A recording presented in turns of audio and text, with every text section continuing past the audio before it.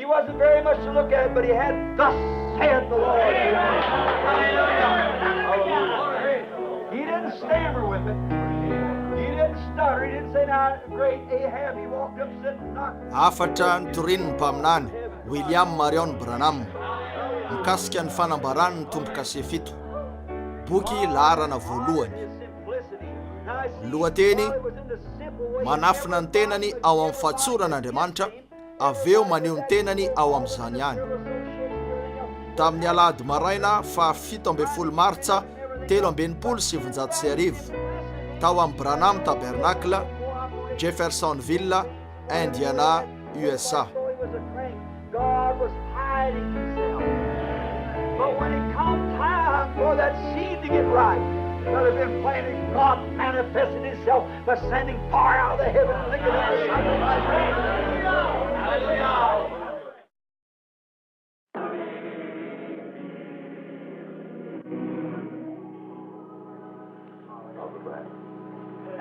Misaotra anao raha Laneville, hitanao ny tompo. Miarabanareo sakaiza. Tena ataoko isan'ny fotoana mavesan-danja indrindra eo amin'ny fiainako ny fahatongavako eto amin'ny tabernacle indray amin'izao marain'izao, ny mahita ny fahatsaran'ny firafiny sy ny lamina eto anivon'ireo zanak'Andriamanitra izay mipetraka ato an-trano ny androany. Gaga tokoa aho raha tonga teto malaka nahita ny endrika zao trano zao. Tsy nieritreretiko mihitsy hoe ho toy zao izy ty. Raha nahita ny planina aho tamin'ny fotoana namaritan'izy ireo ny planina, dia tsy nisy hitako afa-tsy efitra kely tetsy amin'ny ilany, nefa hitako ankehitriny fa toerana mahafinaritra zany. Ary ankasitrahantsika indrindra ny tsy to ny amin'izao toerana mahafinaritra zao. Ary sika zao marain'izao dia mampita ny fiarabana avy amin'ny vady amanjanako zay mba naniry ny hoeto amin'izao fotoam-pivoriana ho fanokana zao sy ny amin'ity herinandro fanokana tena ho an'ny Kristy ity. Nefa mianatra ny ankizy ka tena sarotra ny alana, ary efa somary adinon'izy ireo ny alahelony an'ilay trano taty, kanefa tsy ho adononay mihitsy ny aminareo vahoaka eto. Tsy mora adonona toy zany akory. Maro ireo sakaiza zay mety ho sakaiza, ary tiako ny sakaiza naiza naiza, nefa misy zavatra hafa eo amin'ny sakaiza atriny ela. Na toy inona sakaiza vaovao mety ho azony tena, mbola hafa ihany ny atriny ela.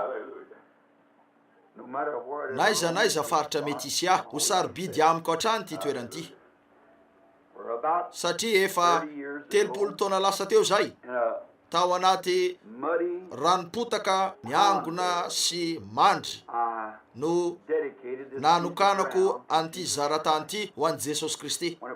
Raha mbola tsy nisy ninona teto afa-tsy fotaka mandry, feno rano niangona teto, zay no mahatonga ny arabe eto navily voatery ny hodidina n'ilay rano niangona teto ny lalana. Ary lilia no fahita tao amin'izany, dia ireo lilian-drano naniry, ary ny lilia dia voninkazo miavaka tokoa, fa na dia teraka ao amin'ny fotaka azy izy, dia ilainy ny mitady lalana mamakivaky fotaka, aveo mamakivaky rano sy ranopotaka mba amoahany ny tenany ho eo ambonin'izany anehoany ny fahatsarana. Ary ataoko zao marain'izao fa zay indrindra ny zavatra nitranga teto, fa hatramin'io fotoana io nisy lilian-drano kely anankiray namoaka ny tenany.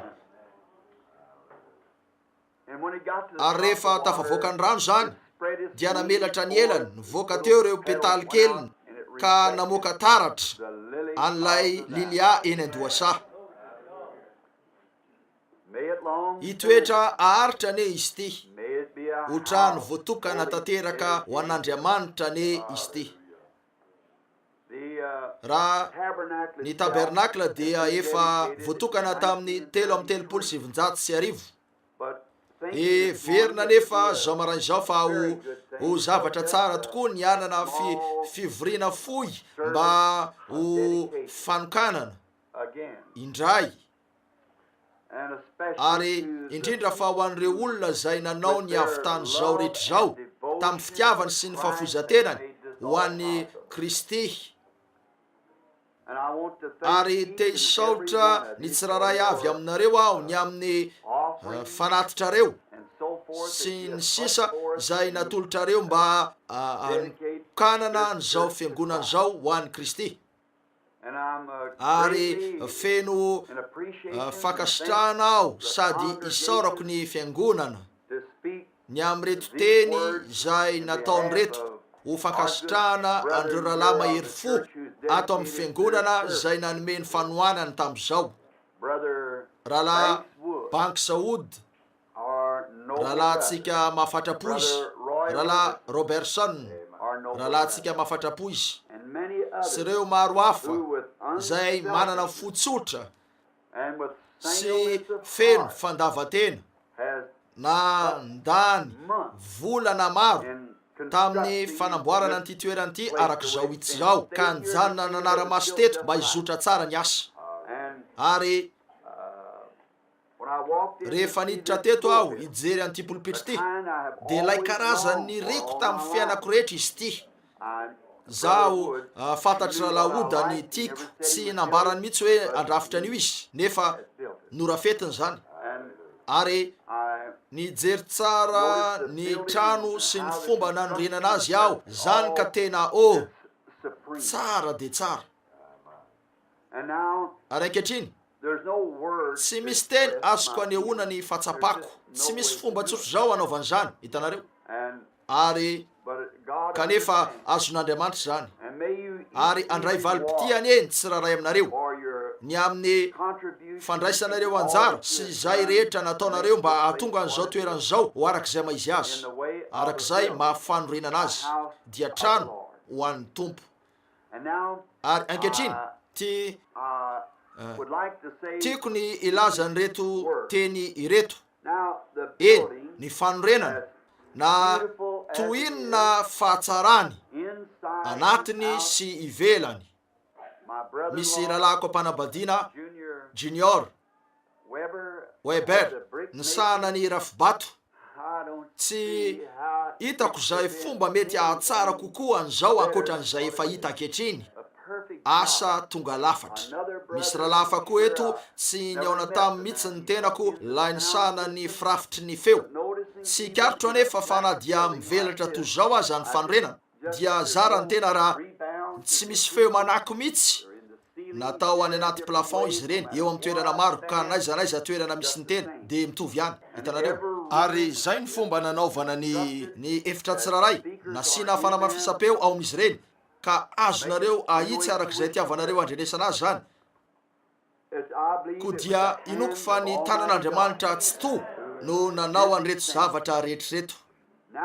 Koa raha nanome antsika efitrano zay ahafahantsika manompo azy eto ny tompontsika, ary izany nandritra ny 30 taona mihitsy zay teo amin'ny gorodona tanimanga no niatomboantsika, nisy potipotikazo sady teo anilan'ireny lapoaly fahiny reny no nipetrahany.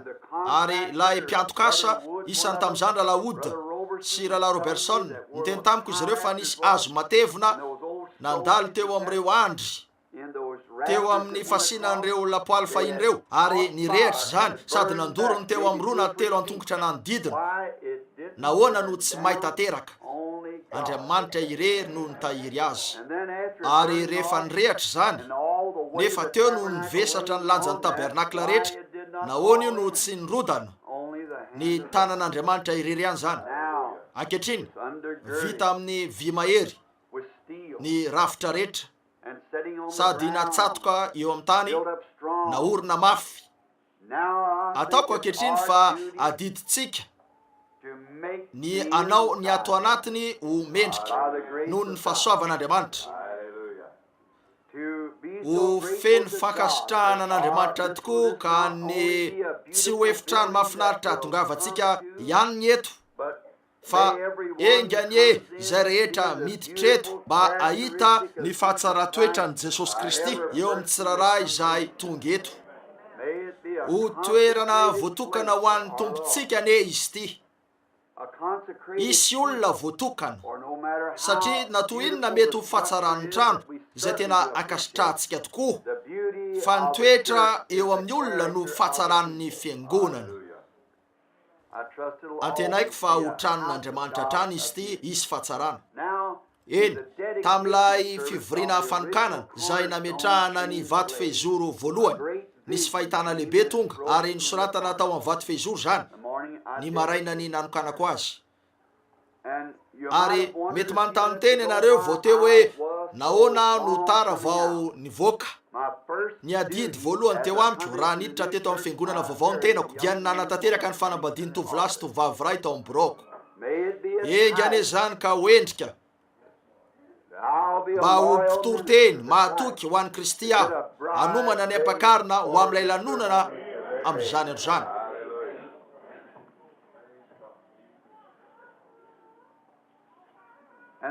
Fa ankehitriny andesika anao tolay nataontsika tamin'ny voalohany, tamin'ny fotoana nanomboantsika tamin'ilay fanokanana voalohany ny fiangonana. Mbola tovolahy ny tenako teo ary raika amby roapolo taona na 20 angamba raha nametraka ny vato fehizoro sika. Talohany nanambadiako akory azy zany. Ary naniry hatrany aho ny ahita toerana milamina tsara ho an'Andriamanitra, ho fanompoana an'Andriamanitra. Eny, miaraka amin'ny vahoakany. Ary tokana ny fomba afitantsika izany tsy amin'ny efitrano tsara tarehy akory, fa amin'ny fiainana voatokana no fomba tokana afitantsika an'io.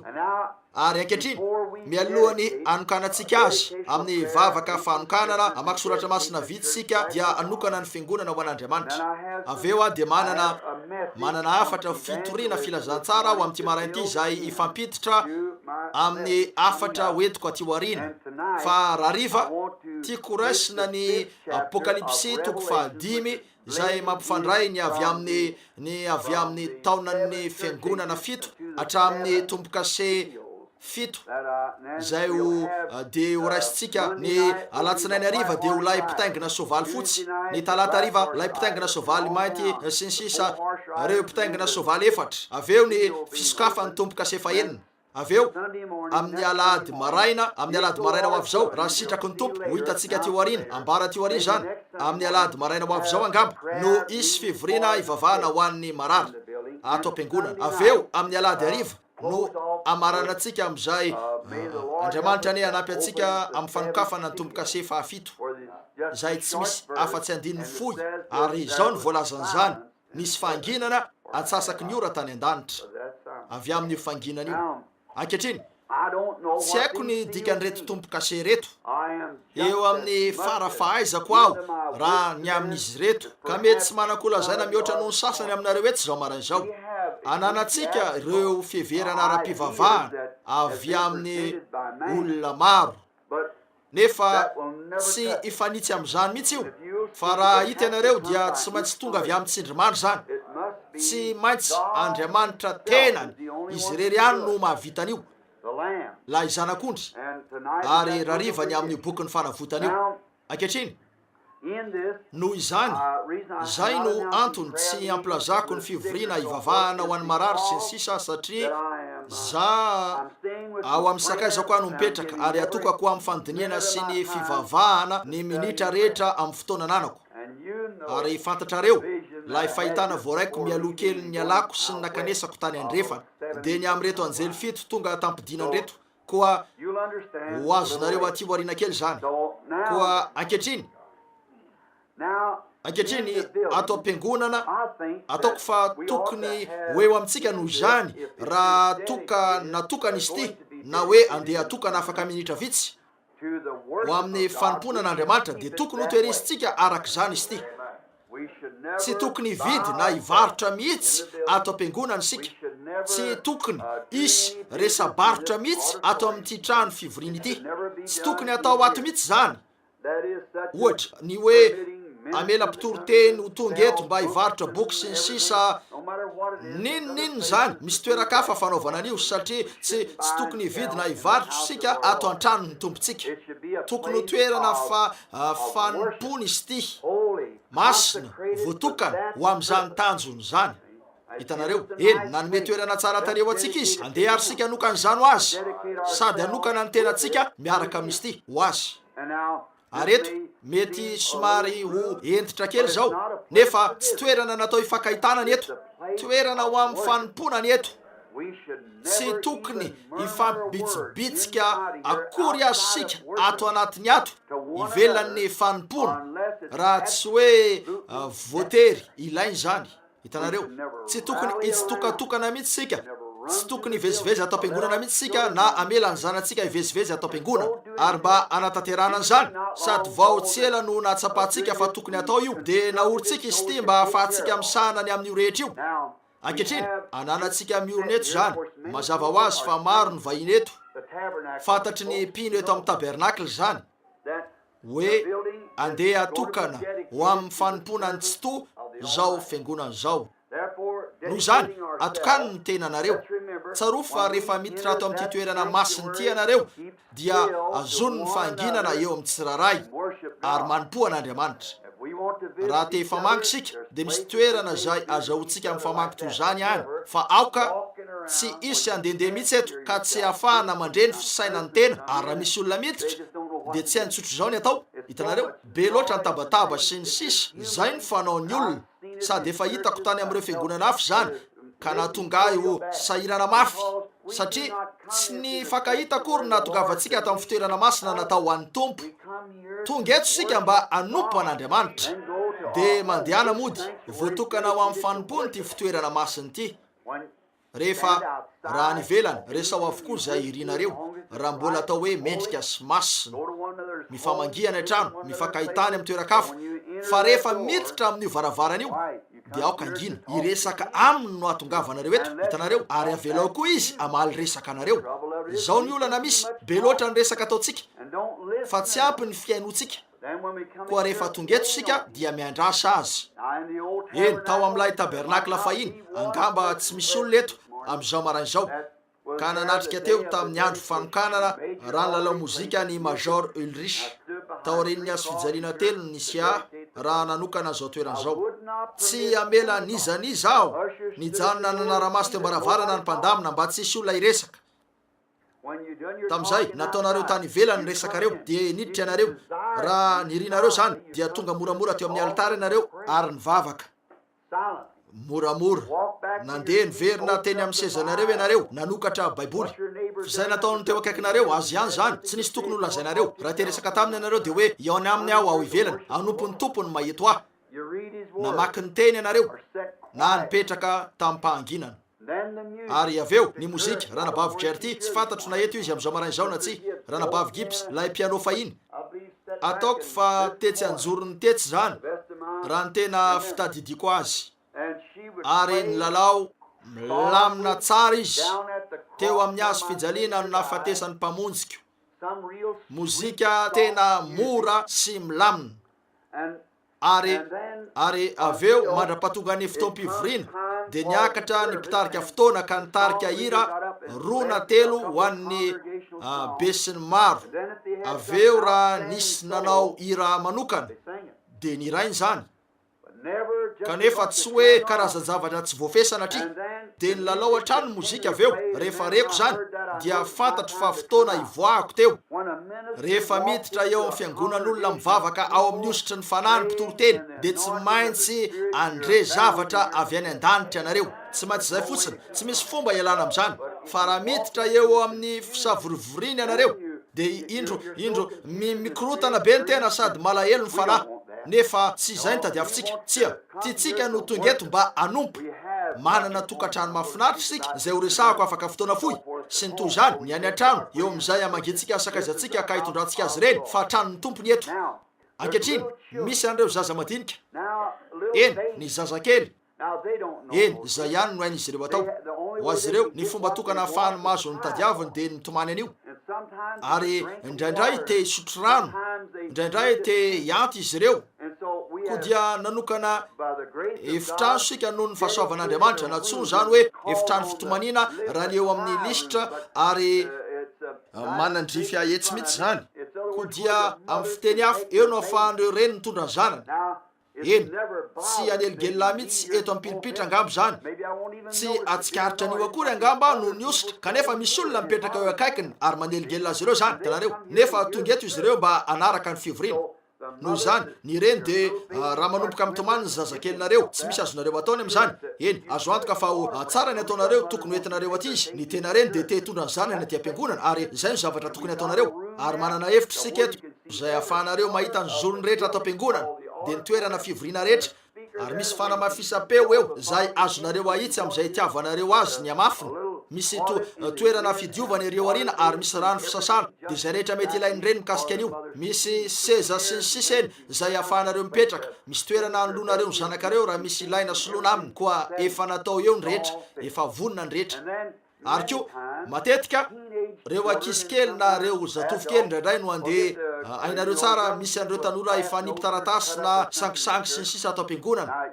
Eny, efa mba lehibe ihany ianareo ka mahay manao ny tsara kokoa noho izany, hitanareo. Tsy tokony ho tonga eto ianareo ka raha antenainareo ny ho tonga lehilahy tokoa ndray androany ka hitaiza fianakaviana ho an'ny fanjakan'Andriamanitra, dia atomboy hatramin'ny voalohany zany, hitanareo. Koa mitondra tena tsara ary ataovy izay mety. Ary eny, mazava ho azy, ankehitriny mijoro eny amin'ny zoro-trano reo mpandamina sy ny sisa, ary raha misy tsy milamina izy ireo ny voatendry sy manana didiny amin'izany fa mipetraka eto aloha ny mpandamin-draharaha. Ka raha misy olona tsy mitondra tena tsara, izy ireo no manana andraikitra ny angataka amin'ny olona io mba angina.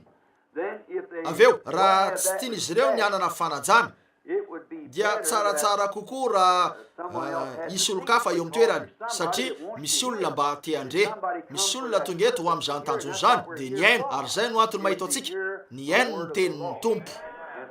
Te andre an'izany ary ny rehetra, koa tiatsika no tony arak'izay azo atao, ho tony arak'izay azo atao. Zany hoe tsy misy tabatabana faneligelena. Mazava ho azy ny olona mankalaza ny tompo, zay no andrasany, zay no tokony isy, zay no antony mahito anareo dia ny ankalaza ny tompo.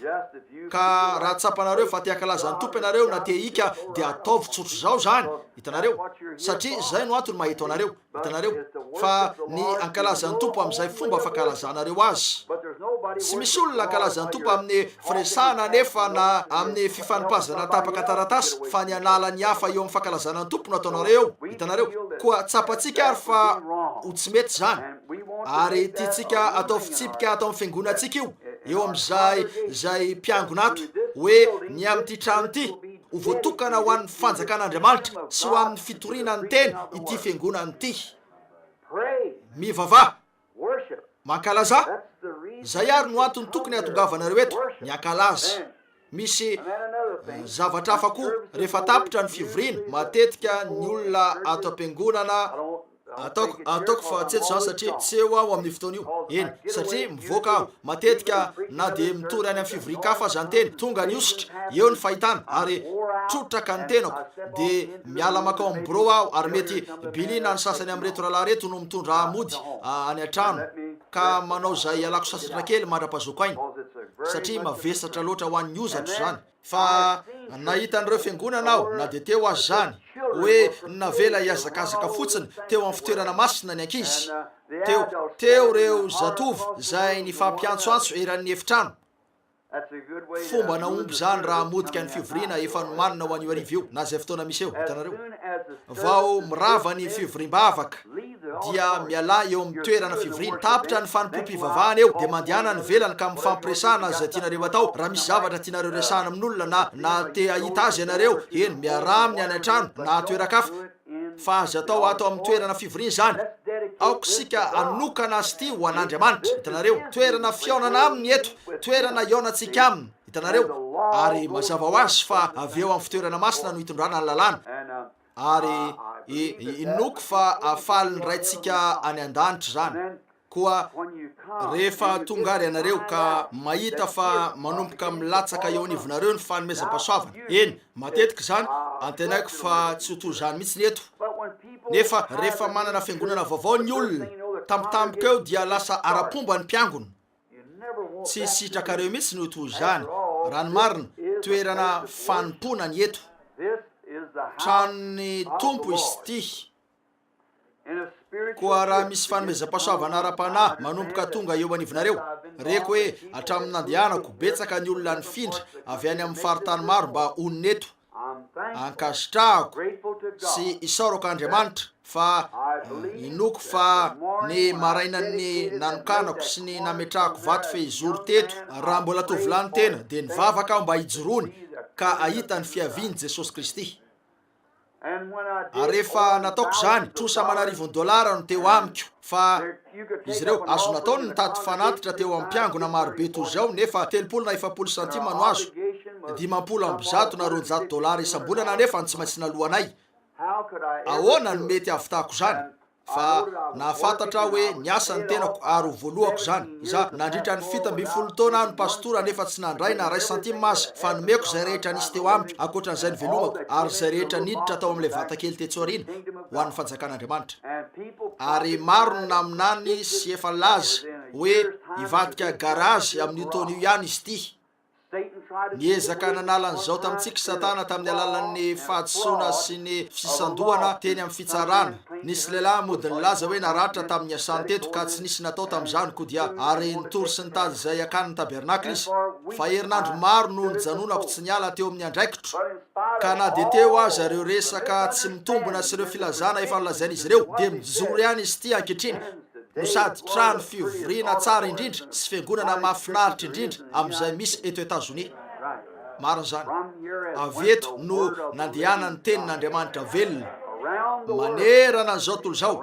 Hitanareo manerana zao tolo zao ary tsy mitsahatra manao faribolana manodidina ny tany eran'ny firenena rehetra ety ambany lanitra zany raha ny fahafantarantsika azy manerana zao tolo zao. Aoka mba ho feno fisaro ansika ny amin'izany, aoka mba ho feno fakasitrahana sika ny amin'izany koa manana trano itoerana tsara sika ankehitriny misy tafo ambony lohantsika fiangonana tsara sy madio ipetrahana koa aoka isika anokana ny tenantsika vaovao ndray ho amin'ny adidy ary anokana ny tenantsika ho an'ny Kristy.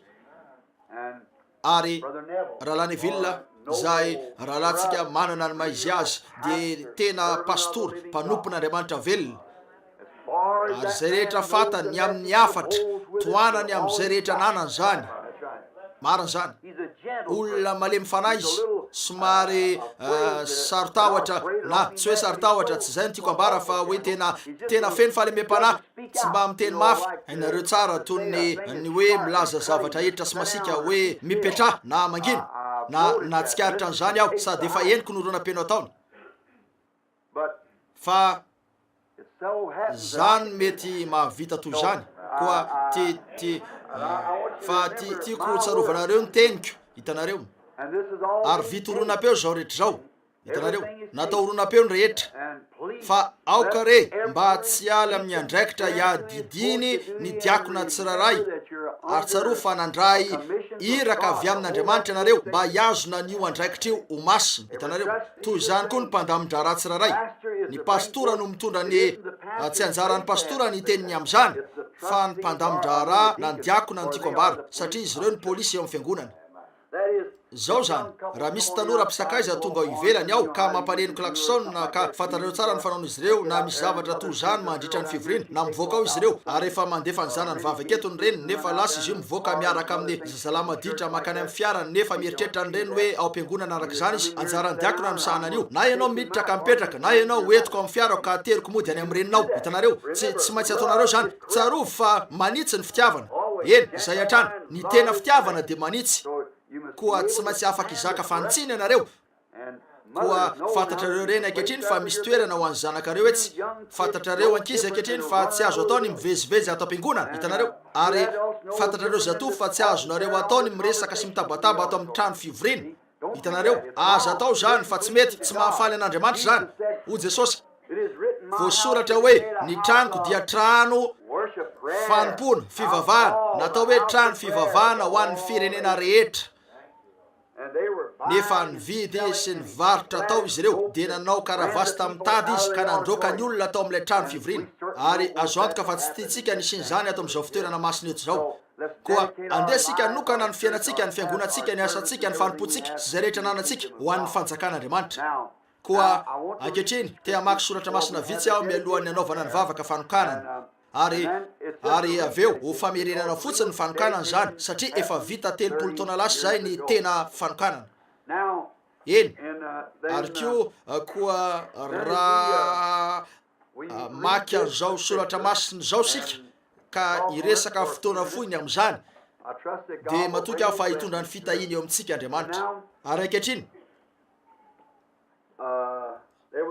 misy zavatra hafa koa olazaiko eny teo amin'ilay toerana fanaovana rakipeo sy ny sisa fahiny misy efitra natokana ho an'izay maniry ny anao rakipeo eo misy fifandraisana manokana avy amin'ilay micro lehibe eto sy ny sisa ao amin'izany misy efitra maro sy akanjo maro sy ny sisa ho an'ny fanaovana batisa misy zavatra hafa koa maro ny olona nanome tsy ny ahy hatrany fa maro ny olona tsy de tena malala ny soratra masina ny amin'ny fananana lacroix ao am-piangonana tsaroko fa nisy zavatra nitranga mikasika an'io teto indray mandeha nisy azo fijaliana telo teto ary nisy rahalahy tafitohina mafy satria nandre anara-piangonana hafa ny laza izy fa midika ho katolika ny lacroix tiako raha misy mpianatra na olona na zay kristianina nateraka indray ilaza amiko hoe an'ny katolika ihany ny lacroix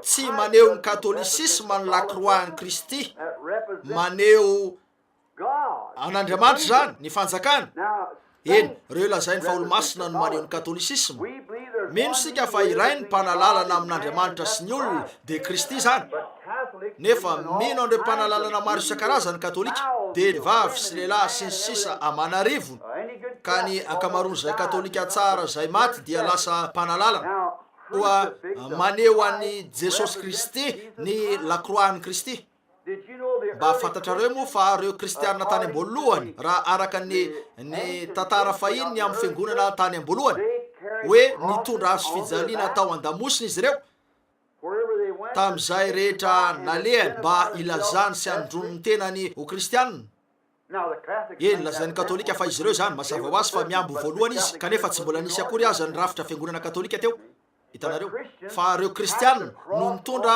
azo fijaliana teo amin'ny efa renareo ny olona nilaza hoe pilanja azo fijaliana de nataonareo katolika fe zany zao ny tena hoe katolika de ilay fiangonany fany masina maneran-tany eran'izao tontolo zao marina zany katolika isika ny tena katolika voalohany de reo katolika mino ny baiboly hitanareo izy ireo kosa de fiangonana katolika ilay rafim-piangonana afaka tam'izany isika no fitohizan'ny fampianaran'ireo apôstôly isika no fitohizan'ny batisa ny fany masina sy ireo zavatra rehetra nijiroany ny fiangonana tany am-boalohany nefa tsy misy hita eo amin'ny fiangonana katolika zany na de ray azy hitanareo koa nisy lacroix nataon'izy ireo teto zay nentina zay nitapahina avy tamin'ireo azo oliva teo amin'ilay toerana ny vavahan'i Jesosy io lay lacroix efa teto taona maro zay nomeny rahalahy Argan Bright ary tiako ny anokana an'izany miaraka amin'izao fiangonana zao ary tena mety tsara izy ty ho an'izay nanatona an'io eto tsy haiko hoe izy zany fa naantona eto amin'ny akaviako io namela eloka n'ilay jiolahy teo amin'ny akavanana izy za zany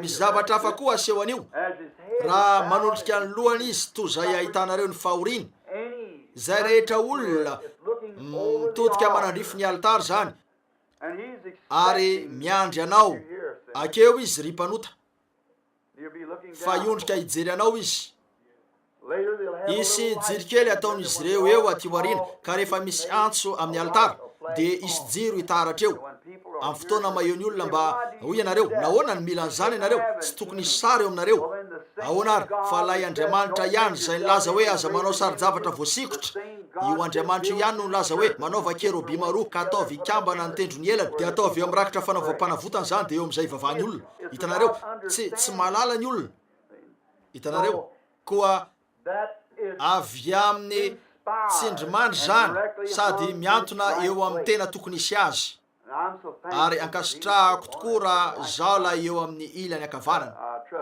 matoky aho fa namela izy satria aho raha ny hoe mangalatra arabako teny raha ny fahalalako azy tsy mbola nataoko teo amin'ny fiainako zany saingy tsy nety loatra ny nampiasaiko ny fotoany ka lasa nangalatra tam'izay lafin'izay ary betsaka ny zavatra nataoko nefa tsy tokony nataoko ka makasitraka an'Andriamanitra am'izao maraina izao fa namela niotako izy ary ankehitriny te amaky avy ao amin'ny bokin'ny tantara voalohany 17 aho ka iresaka ny amin'ny fivoriana fanokanana fotsiny mandritra ny 10 minitra eo de ivavaka ary iditra amin'ny afatra sika avy eo ankehitriny ny tantara voalohany ny toko fa 17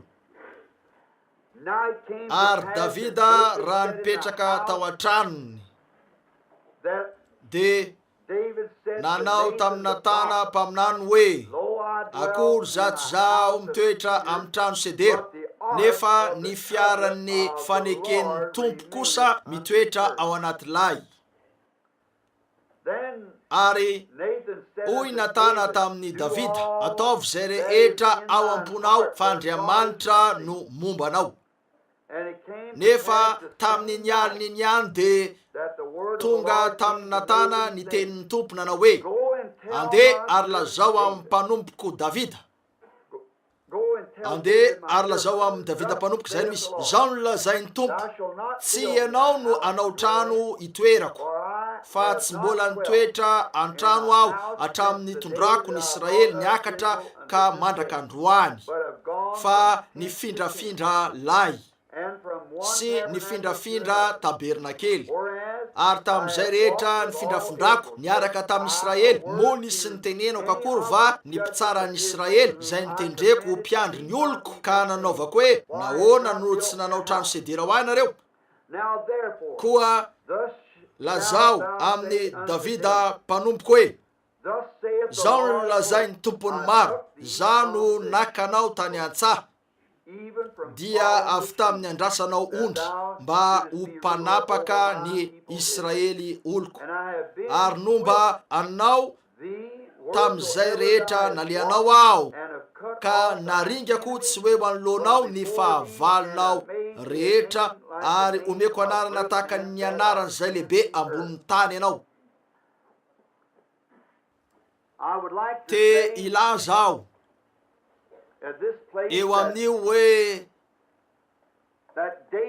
nahita zavatra mitovy tamin'izay efa hitatsika Davida hoy Davida tsy mety raha nanaovanareo vahoaka trano sedera aho nefa ny fiaran'ny faneken'ny Andriamanitro dia mbola ao anaty lay oditrondry sy biby zay nizairina ikambany zany hoy izy tsy mety raha manana trano tsara nefa ny fiara faneken'ny Andriamanitro mitoetra ao anday koa nataon'Andriamanitra tao am-poniny hanao tabernakely fa Davida izy de lehilahy feno fitiavana sy fanokana tena ho an'Andriamanitra saingy be loatra ny raha nalatsany na de zany azy koa hoy izy Davida nolazainy teo anatrehan'ilay mpaminany tamin'izany fotoana zany io de natany zany ary natana fatany fa tian'Andriamanitra Davida de hoy izy ry Davida ataovy zay rehetra ao am-ponao fa Andriamanitra no mombanao fanambarana ry zany ataovy zay rehetra ao am-ponao fa Andriamanitra no mombanao fa tamin'ny nialiny niany voseho teo ny fanokana tenan'ny Davida tamin'ny fitiavany an'Andriamanitra ka ny fahitana ary fa tamin'ny hoalio tamin'ny fahalalana fa tao anatin'ny fahadisoana izy hoe tsy navelany anao anio de ampy tokoa ny fahasoavan'Andriamanitra mba hidiny sy hiteny amin'ny tany ary tiako hatrany reto fiteny reto andeha lazao amin'ny natana na andeha lazao amin'ny Davida mpanompoko fa za no nakanao tany an-tsaha fa tsinitsiny izy teo ary tiako ny anao fampitahana vetivety eto nalaiko tany amin'ny tsinitsininy ianao ary nomeko anarany ianao, manana anarana tahaka an'izay lehibe eto amboniny tany ianao. Ary tiako ny anao fampitana an'izany eo amintsika samysika, nefa misy zavatra tiana avoaka eto na dia zany azy. Teo amperitreretana hoe taona vitsivitsy lasy zay, raha mbola nipetraka teto amin'ity tanàna ty aho, dia tsy nisy ny raharaha amiko, tsy nisy ny ty aho.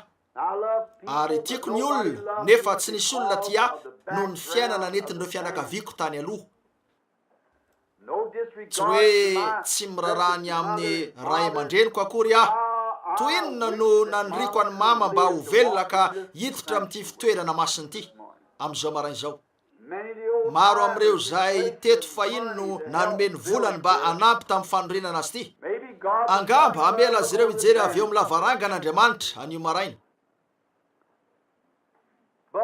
Fa tsy dia tsara laza loatra ny fianakaviana Branham teto eto noho ny toka. Tsy nisy olona ny fampiraraha tamiko. Ary tsaroko ny tenenako tamin'ny vadiko voatsela hoe sendra tsaroko, fa tsy nisy olona teresaka tamiko. Tsy nisy ny rarahany amiko, nefa ilaiko ny miafina ankehitriny mba hakako fialan-tsasatra kely. Ary nomeny tompo antsika ankehitriny zao toerana lehibe zao. Eo reto zava-dehibe nataony reto, fa nomeny ahy eo anilan'ilay anaran-dratsy, nomeny anarana mitovy amin'ireo zay lehibe sasany aho. Ary naringany ny fahavaloko tamin'izay rehetra nalehako. Tsy nisy najanona teo anatrehany, nataizana alehan'izany. Nefa toy inona ny fankasitrahako ny amin'izany. Ary ahoana moa no mety halalako, fa raha izaho dia zazalahy tsy nitovy tamin'ny hafa. Fa trano 2 na 3 miala eto no nisy ny sekoly in Granville, ka izaho no natao fiomezana tao an-tsekoly noho ny tsy fitoviako tamin'ny hafa. Sady ny anjerazera teny amin'ny rano miangona maloto. Ahoana moa ny eritreretako hoe ao amin'ny farany lalina ao amin'io rano miangona io ka misy voan'ny lilia zay afaka monto zao. Ary ahoana moa no mety halalako hoe za zay tsy nisy olona teresaka tamiko na dia teo azy zany hoe anome anarana zay ho ajaina eo anivon'ny vahoakany izy.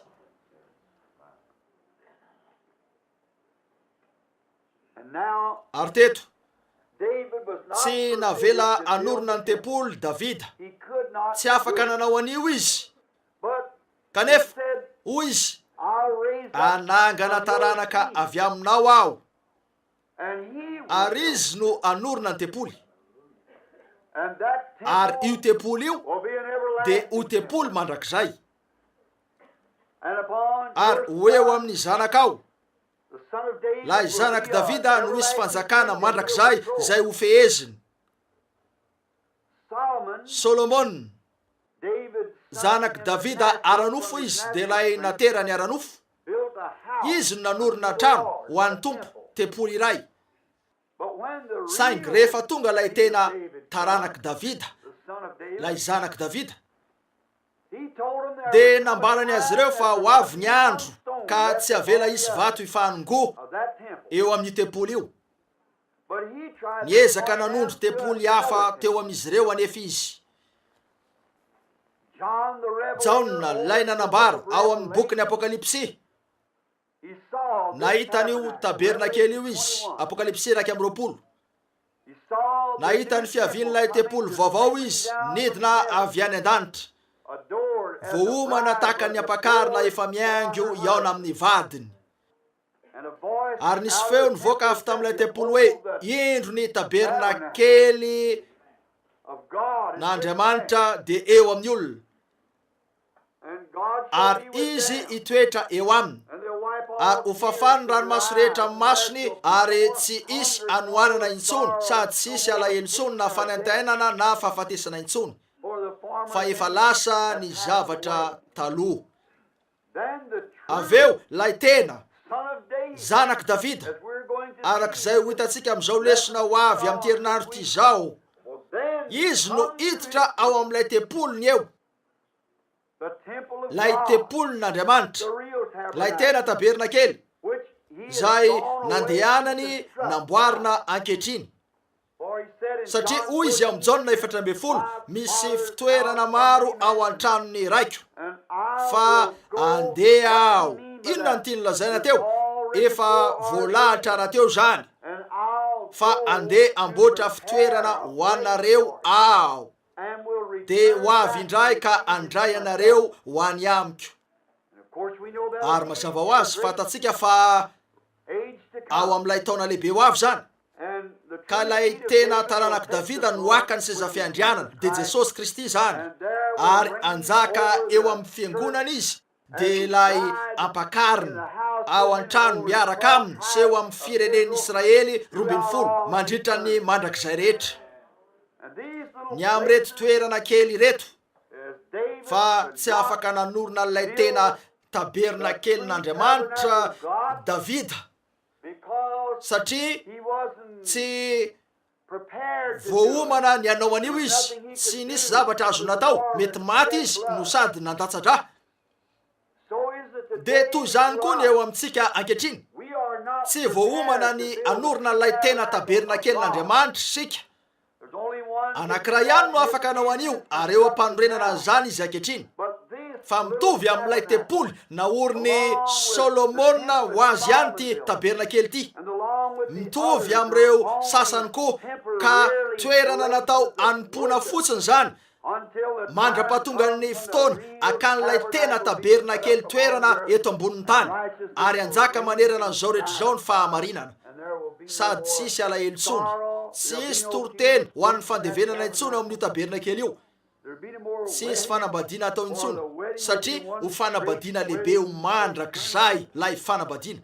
Ho fotoana toinona re zany, fa andesika ini ao am-potsika anio ho fankalazana sy eo am-piandrasana ny fiavian'io tabernakely io, mba ho tena voarombaky ny fanahiny tokoa isika, ka anompo ato amin'ity toerana ity, mitovy amin'ny hoe efa ao amin'ny toerana anankiray io, eo am-piandrasana ny fiavian'io toerana io. Eny, andesika hitsangana.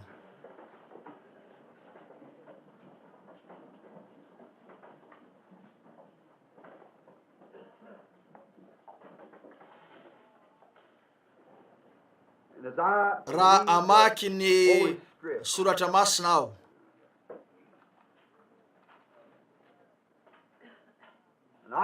ary nahita lanitra vaovao sy tany vaovao aho, fa efa lasa ny lanitra voalohany sy ny tany voalohany, ary ny ranomasina tsy misy intsony.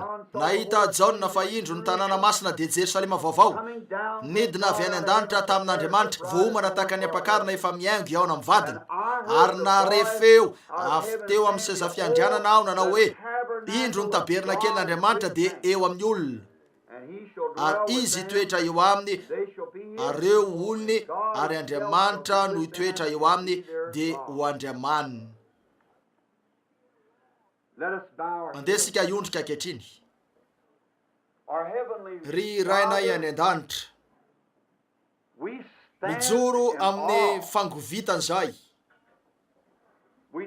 mijoro amin'ny fanajana sy ny fiondrehana masina, ary mangataka aminao Tompo mba anaiky ny fanomezanay, fa nomenao fahasoavana sy voly izahay mba anamboarana toerana fanompona ho anao. Tsy misy zavatra na toerana azonay amboarina eto an-tany ka omendrika ny itoeran'ny fanahin'Andriamanitra, nefa atolotra eo anao ity ho mariky ny fitiavanay sy ny fihetsemponay manoloana anao Tompo, ary isaoranay ianao ny amin'ny zavatra rehetra nataonao anay. Ary eto efa voatokana hatry ny ela ny trano sy ny tany ho an'ny fanompona, ary misaotra anao zay ny amin'ny fahatsiarovana ny lasa fa ankehitriny tompo Andriamanitra arak'ilay efa nasehon'ny fahitana nisy taona maro lasa fa nahita trano maro efa totao zay nisy fotoana niangonan'ny olona nefa namboarina sy navaoziny zany de nalefa tany ampitaniony aho avy eo. Ankehitriny tompo Andriamanitra ry mpahary ny lanitra sy ny tany mijoro ho toy ny vahoaka ao amin'ny fiandrasanao zahay, mijoro ho toy ny vahoaka ao amin'ny fanjakanao, ary ny tenako ihany koa sy ny pastora ary ny fiangonana ny olona manokana n'izao trano zao ho amin'ny fanompona an'Andriamanitra tsy to zahay amin'ny anaran'i Jesosy Kristy zanany, ho amin'ny fanompona an'Andriamanitra sy ho amin'ny fiondrena sy ny fanajana an'Andriamanitra, ary ikorina tokoa avy amin'ity toerany tiany ny filazantsara ka tonga ny olona rehetra ho tonga avy any amin'ny vazatany efatra mba ahita ny voninahitr'Andriamanitra mivoaka avy eto toy izay efa nataonao tamin'ny lasa ihalehibe kokoa hatrany any ny amin'ny ho avy. Raha eo ankehitriny dia manokana ny tenanay ho amin'ny fanompona amin'ny alalan'ny teny zahay miaraka amin'izay rehetra ato anatinay.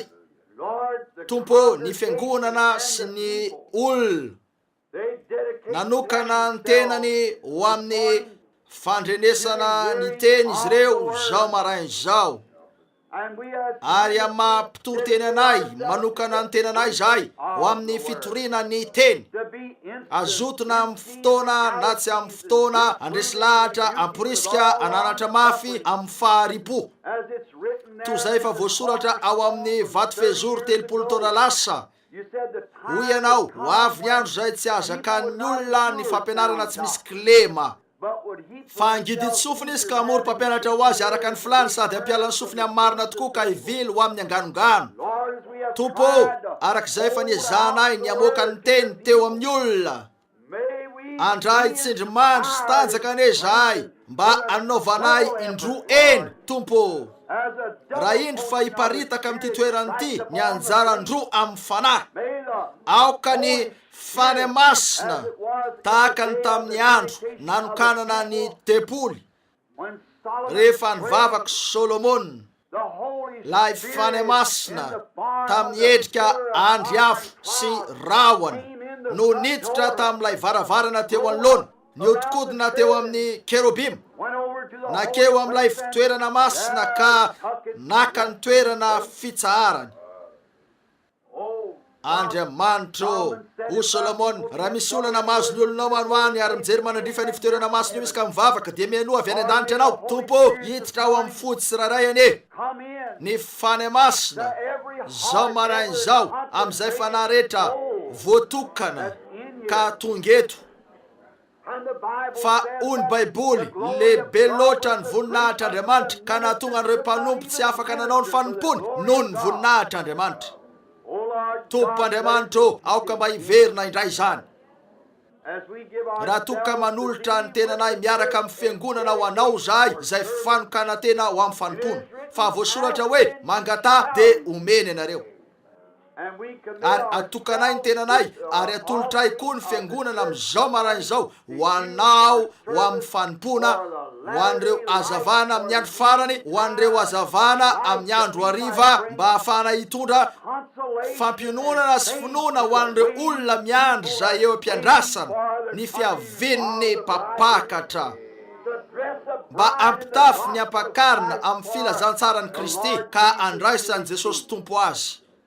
Manokana ny tenanay ary zahay dia zao sy Rahalanyville ary ny fiangonana ho amin'ny fanompona an'Andriamanitra amin'ny anaran'i Jesosy Kristy.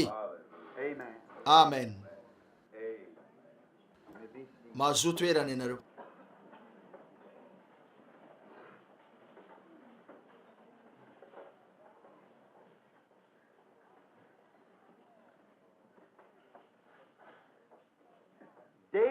hoy davida faly aho raha o reo tamiko andesika ho ao an-tranony tompo ho toy izany hatrany anesika ka rehefa misy ny antso dia ho faly sika ny angona ato an-tranony tompo. Amen. Eny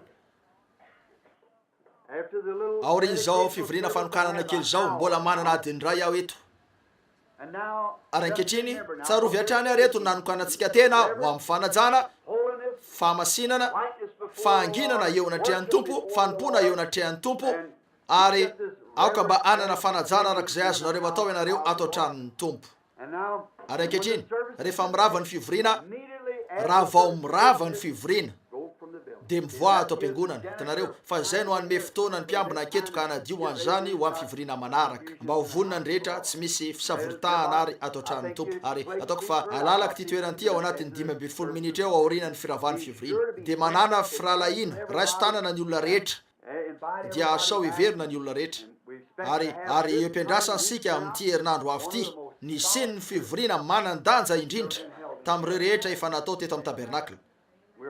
Miandry an'izany tokoa sika. Eny za tsy nisy mihitsy zavatra tonga tamiko raha tsy efa alina be efa nadiva ho maraina teo am-pivavahana nanomboka nahita zavatra koa manantena fa ho fotodehibe izy ity izay inoko fa ho toy izany raha nampy antsika ny tompo. Eny raha ho iaho hoe fotondehibe eny iresaka zavatra mikasika an'izany aho amin'ity marain'ity. Fantatrareo fa zay atson'ny olona hoe lehibe de matetika tsy lehibe. Zay atson'Andriamanitra lehibe anefa no atson'ny olona ho fahadalàna ary zay atson'Andriamanitra hoe fahadalàna no atson'ny olona ho lehibe. Ko dia ataovy ao an-tsainy zany lanjao ny teny tsiraray. Eny ho lava ny fivoriana hitatra lava zany satria fivoriana manahirana izy ity mila fampianarana sy fanokana tena betsaka. Ary za de lay toerana hipetrahako karazany hoe tia moky ahy amin'io karazan-javatra rehetra io ny olona nefa ho reo tena niena be anao raha labranama sy ny sisa nanao fivoriana tsy nitsahatra nefa tsy maintsy miala eto amin'ny alady ariva mba anao anankiray hafa indray avy hatrany any Mexico. Koa zavatra sarotra tsotro zao zany koa miezaka ny tsy nakanina be loatra fotsiny anefa fa miomana ny tenako. Faly aho zao marain'izao raha mahita andrala Junior Jackson sy lala Rudel sy ireo mpitoroteny hafa sy ny sisa manodidina eto. Andriamanitra ane tahanareo rehetra. Ankehitriny tiako ny resaka aminareo zao marain'izao ny amin'ny loha hevitra izay ananako note vitsy voasoratra etony ary tia maky aho aloha avy amin'ny bokin'ny Isaia ny toko fa 3:10. Eny raha mbola mamadika amin'izany ianareo misy filazana ray naroa tiako atao fa raha riva te resaka ny amin'io boky io aho ho fifanohizana ny eo anelanelan'ny taona ny fiangonana farany amin'ny fisokafan'ny tompo-kase zany. Eny misy banga lehibe eo amin'io ary teo aloha raha namarana ny amin'ny taona ny fiangonana de ny resaka ihany koa ny am'ireo 70 herinandro Daniela taoriana kelin'izany satria ny fampiditra io de hoy aho eny raha andray an'ireo tompo-kase reo ihany aho de voatery aho ny itotika amin'io 70 herinandro Daniela io mba ampifandraisana azy am'ireo tompo-kase nefa mbola misy zavatra iray hosokafana dia ny toko 5 ny am'ilay boky voice tompo-kase 7 ary andray an'io sika rahariva tiatsika rahariva ny anomboka loloha ahoana raha hoy aho efa voalazanareo teo ve zany ny hoe anomboka loloha ahoana raha afaka aketo amin'ny fitora ve ny rehetra. Eny ary andeha atomboka amin'ny enina sasany fanombohan'ny fivoriana ny fotoana firana fa hoeto ao amin'ny 7 fa anomboka loloha sika mandritra nyty herinandro ity ary sika eny tonga sika tsy misy olona tia mihira tahaka ny kristianina tiatsika ny mihira tiatsika reny zavatra reny fa ankehitriny de eo amin'ny zavatra hafa sika eto eo amin'ny teny sika hitanareo koa aoko sika tsy ala eo amin'izany ankehitriny iroso amin'io sika fampianarana neto ary fantatrareo ihany ny fanerena mahazo ahy hitanareo satria raha zavatra diso no ampianariko dia ampamoahana ny amin'izany aho hitanareo koa tsy azoko atao ny andray izay lazain'ny hafa tsy maintsy azoko avy amin'ny tsindrimandry zany ary noko fa hoeken'ireo anjely fito zay miazonandreo kotrokorana fito ireo zany hitanareo. Ary ankehitriny ao amin'ny Isaia, ny Isaia toko fahatelo amby dimapolo ny andiny ny voalohany na ny faharoa. Tea metraka an'izao fantany izao ah, eny izy ity de tsy misy ifandraisany amin'ny tombokase fito mihitsy, afatra fotsiny izy ity, satria efa fantatro fa isy fanokanana ataoko. Tsy vitako niditra amin'io satria tsy ho ampy ny fotoanako, nefa ataoko fa raha fivoriana fanokanana kely fotsiny, fivoriana ho fahatsiarovana kely ho an'ity fiangonana ity, na fivoriana fanokanana kely no tena izy, dia tsy anana fotoana idirana eo am'izay tiako lazaina. Eny ny amin'ny fanokafana n'ity boky ity ko dia ataoko zany rarivo. Ary ankehitriny de fivoriana kely fotsiny eto zay ifampiditra tsara amin'io ihany na de zany azy koa. Ankehitriny eno ny teny tsiraray raiso zany. Ary raha ny oronapeo no akanareo zany nanto zany dia mijanona tsara amin'ny fampianarana zay ao amin'ny oronapeo. Aza milaza afa-tsy zay lazay ny oronapeo, zay ny oronapeo ihany lazay, hitanareo. Eny satria ny sasany amin'ireo zavatra eo ho azitsika ny akamarony ankehitriny de ny antony tsy azahoan'ny olona zany, hitanareo. Ary manana antoka mba tsy laza afa-tsy zay lazay ny oronapeo, aza milaza zavatra hafa, hitanareo, satria tsy avy amiko manokana no lazako zany, izy no milaza zany, hitanareo.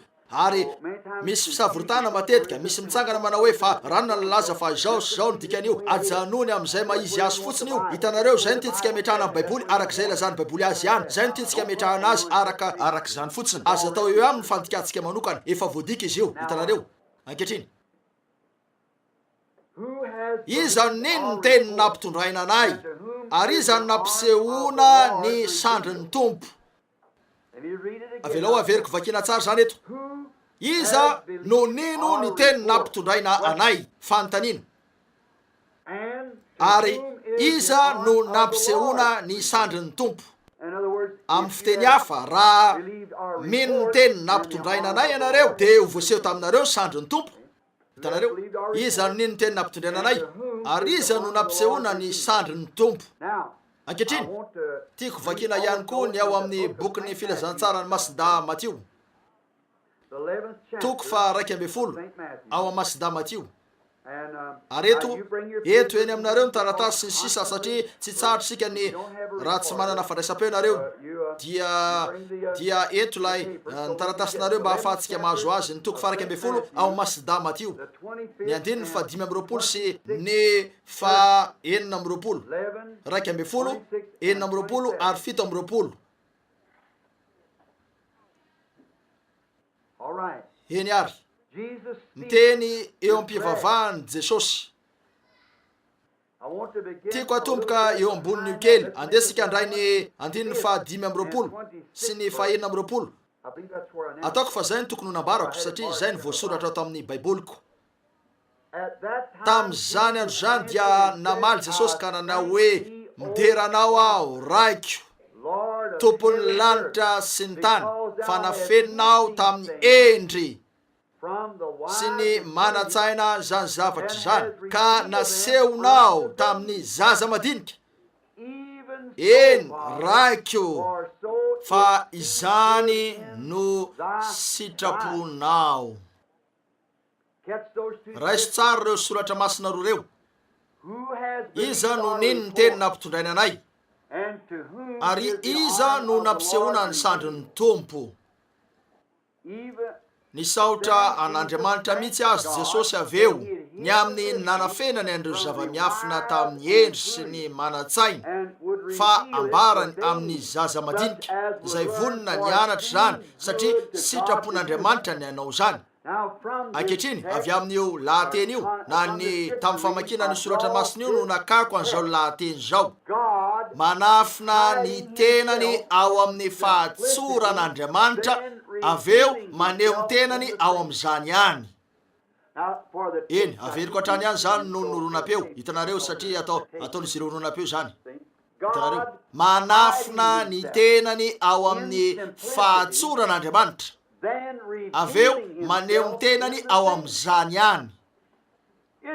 Hafahafa tokoa ny feritreretana hoe manao zavatra toy zany Andriamanitra.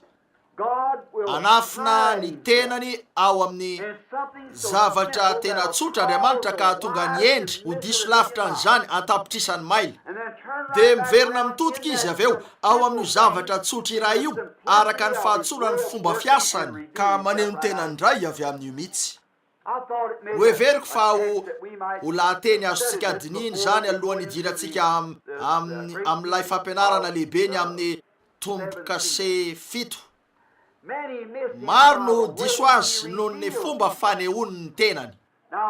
Eny, manana ny fisainany manokana ny amin'izay tokony ho maizy an'Andriamanitra sy ny amin'izay ataon'Andriamanitra ny olona, ary araka ny fanambarana efa nataoko hatramin'izay ely zay hoe mitoetra olona trany ny olona, midera an'Andriamanitra trany ny olona ny amin'izay nataony, ary miandry fatratra trany ny amin'izay mbola ataony nefa tsy fatany zavatra ataony.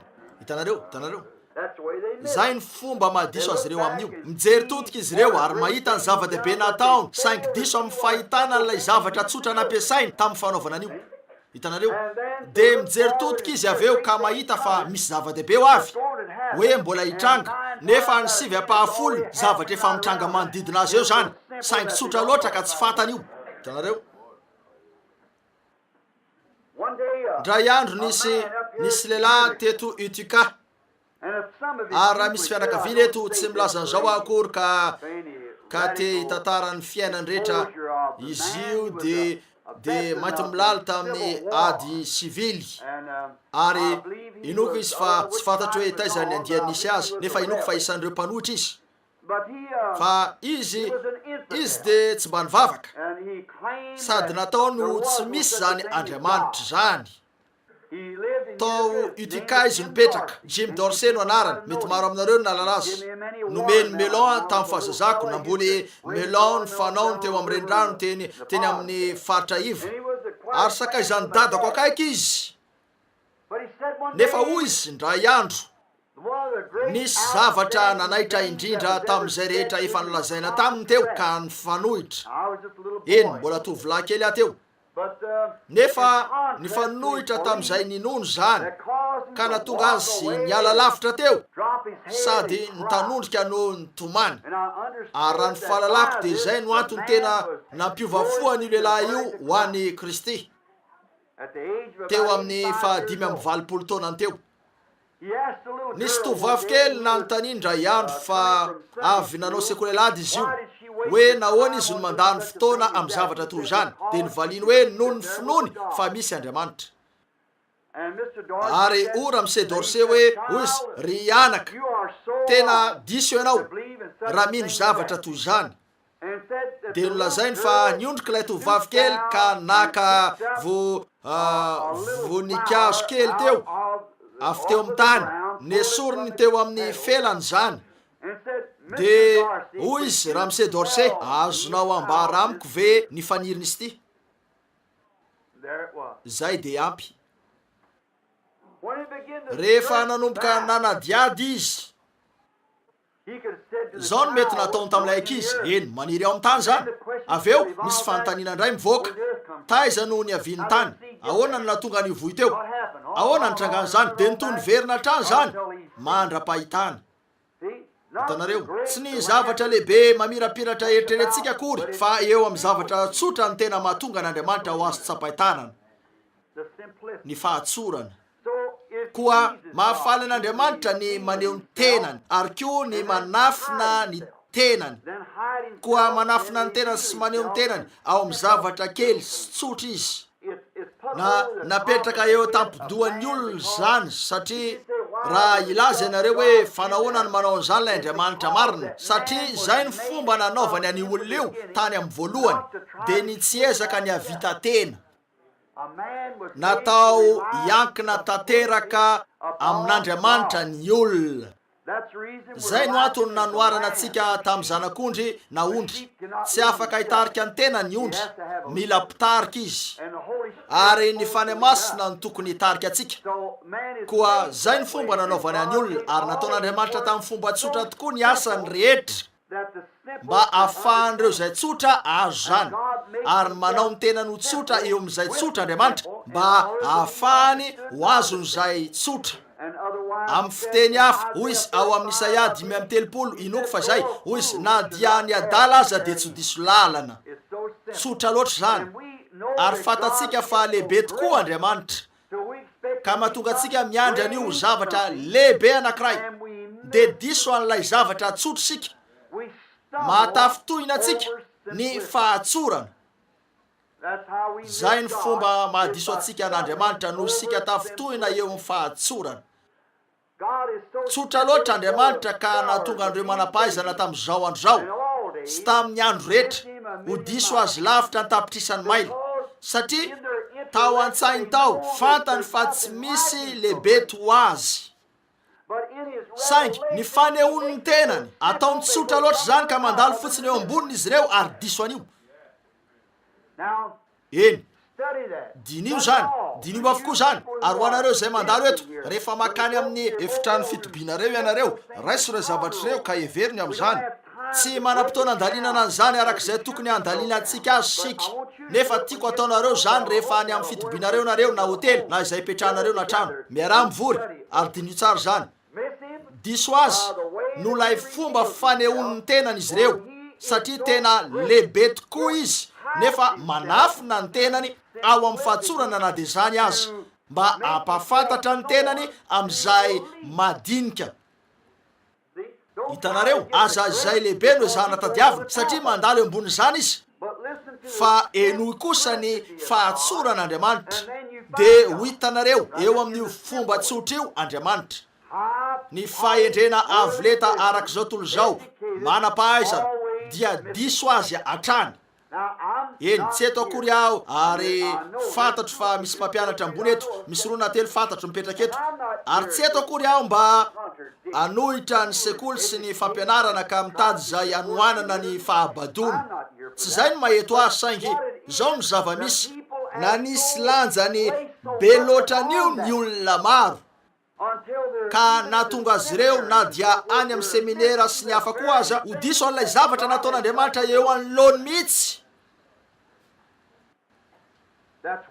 Zay no antony tsy anoerako an'ireo rahalahy any amin'ireo anaram-piangonana fa ny rafitr'ireo anaram-piangonana no toeriko satria ny ampiorina ny tenany no tadiaviny ka mampianatra ny mpitoro-teny any amin'ny toerana toy zao sy zao ka atraminy hoe raha tsy mandihy sekoly tsara izy ireo ka nianatra de tsy kena sady ilaina zahana toetra ny fahaizany mandinika sy ny hafa koa tsy ninoko hatramin'izay hoe sitrapon'Andriamanitra ny zahana toetra ny mpitoro-teny anankiray avy amin'ny fahaiza mandinika fa ny zahana toetra azy amin'ny alalan'ny teny. Hitanareo ho toy izany ny fomba entin'Andriamanitra izahana toetra ny olona izay irahiny mba hitondra ny teny torio ny teny nefa filozofia ny torintsika ankehitriny fampianaram-piangonana sy ny amin'ny anaram-piangonana ny torintsika zavatra maro hafa koa ary avelantsika ny teny satria lazaina fa tsy ho azon'ny olona zany afaka ho azo tsara zany nampanantena ny anao an'io izy.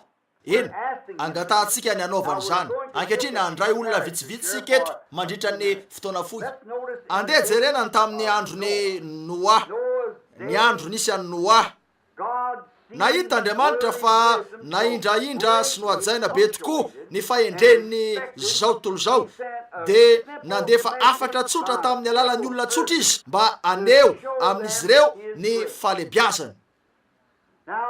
Eny fatatsika fa tamin'ny andro ny Noa ambara fa nahery tokoa ny civilisationna teo ka na ny civilisationna moderna misy atsika aza dia tsy mbola mahatratra ny faritry mihitsy ary inoko fa ho tratrany zany amin'ny farany satria ony tombotsika tahaka ny tamin'ny andro ny Noa de ho toy zany amin'ny fiaviany zanak'olona nanome endri-javatra maromaro izy fa nanorona ny piramida sy ny sphinx tao Egypte izy ireo ary nanorona zavatra avo de avo zay tsy ananantsika ankehitriny ny hery havitana manorona ny toy zany. Nisy zavatra fa fanositra zay naositra izy ireo teo amin'ny faty ka tsy nampiova ny endriky zany na dia mandraka ankehitriny aza tsy vitatsika ny anao momia ankehitriny tsy ananatsika ny akora mavitan'io nanana loko izy ireo zay miazona mafy tokoa mandritra ny 4 na 5 taona tsy matsatso zany fa voatahiry lay loko. Hitanareo tsy ananatsika ankehitriny zany karaza zavatra zany ary zavatra lehibe maro teo amin'izany civilisation zany no maneho ny fahamboniny raha mihoatra amin'ny civilisation moderna ananantsika, koa dia azonareo etreretina hoe fampianarana siansa toinona no nisy teo raha ireo karazana famantarana lehibe sisa tavela eo amintsika zay maneho an'io karazana civilisation teo io. Toinona ny fahamboniny civilisation nisy teo io, fa reto fahatserovany reto toinona ny nakany siansa io sy ny civilisation moderna ary ny fampianarana toerana teo amin'ny olona tsy maintsy nakatoerana zany, tsy maintsy zay. Ataoko fa sarotra mihitsy ny hoe nahita olona tsy nahay nanoratra teo anivony. Koa angamba Andriamanitra raha teo ampitadiavana nanerana an'io toe-karena lehibe nananan'izy ireo tamin'izany io, reo rafitra nananany, tsy afaka nahita karazan'olona nilaina izy mandra-pahitany anty tsy mahay manoratra, angamba mpamboly zay nantsona hoe Noa, mpiandry-ondry, ary nomeny azy ny afany mba hotoriana amin'olona zay tena tsotra loatra raha ho an'ny manam-pahaizana tamin'izany andro zany, ka natonga ny olona ho tafitohina tamin'ny fahatsoran'ilay afatra. Fa mafiorina trany anefa ny afatra na dia teo anatrehan'ny siansa azy. Fomba hoana no isian'ny orana eny amin'ny lanitra nefa tsy misy orana eny, hitanareo. Ary lay afatra tsotra ny amin'ny fanamboarana samby fiara, ka hoe anao zavatra mba hidirana ao aminy nefa tsy misy rano ampitsikivana azy, eny lasa fanatika izy teo ary lasa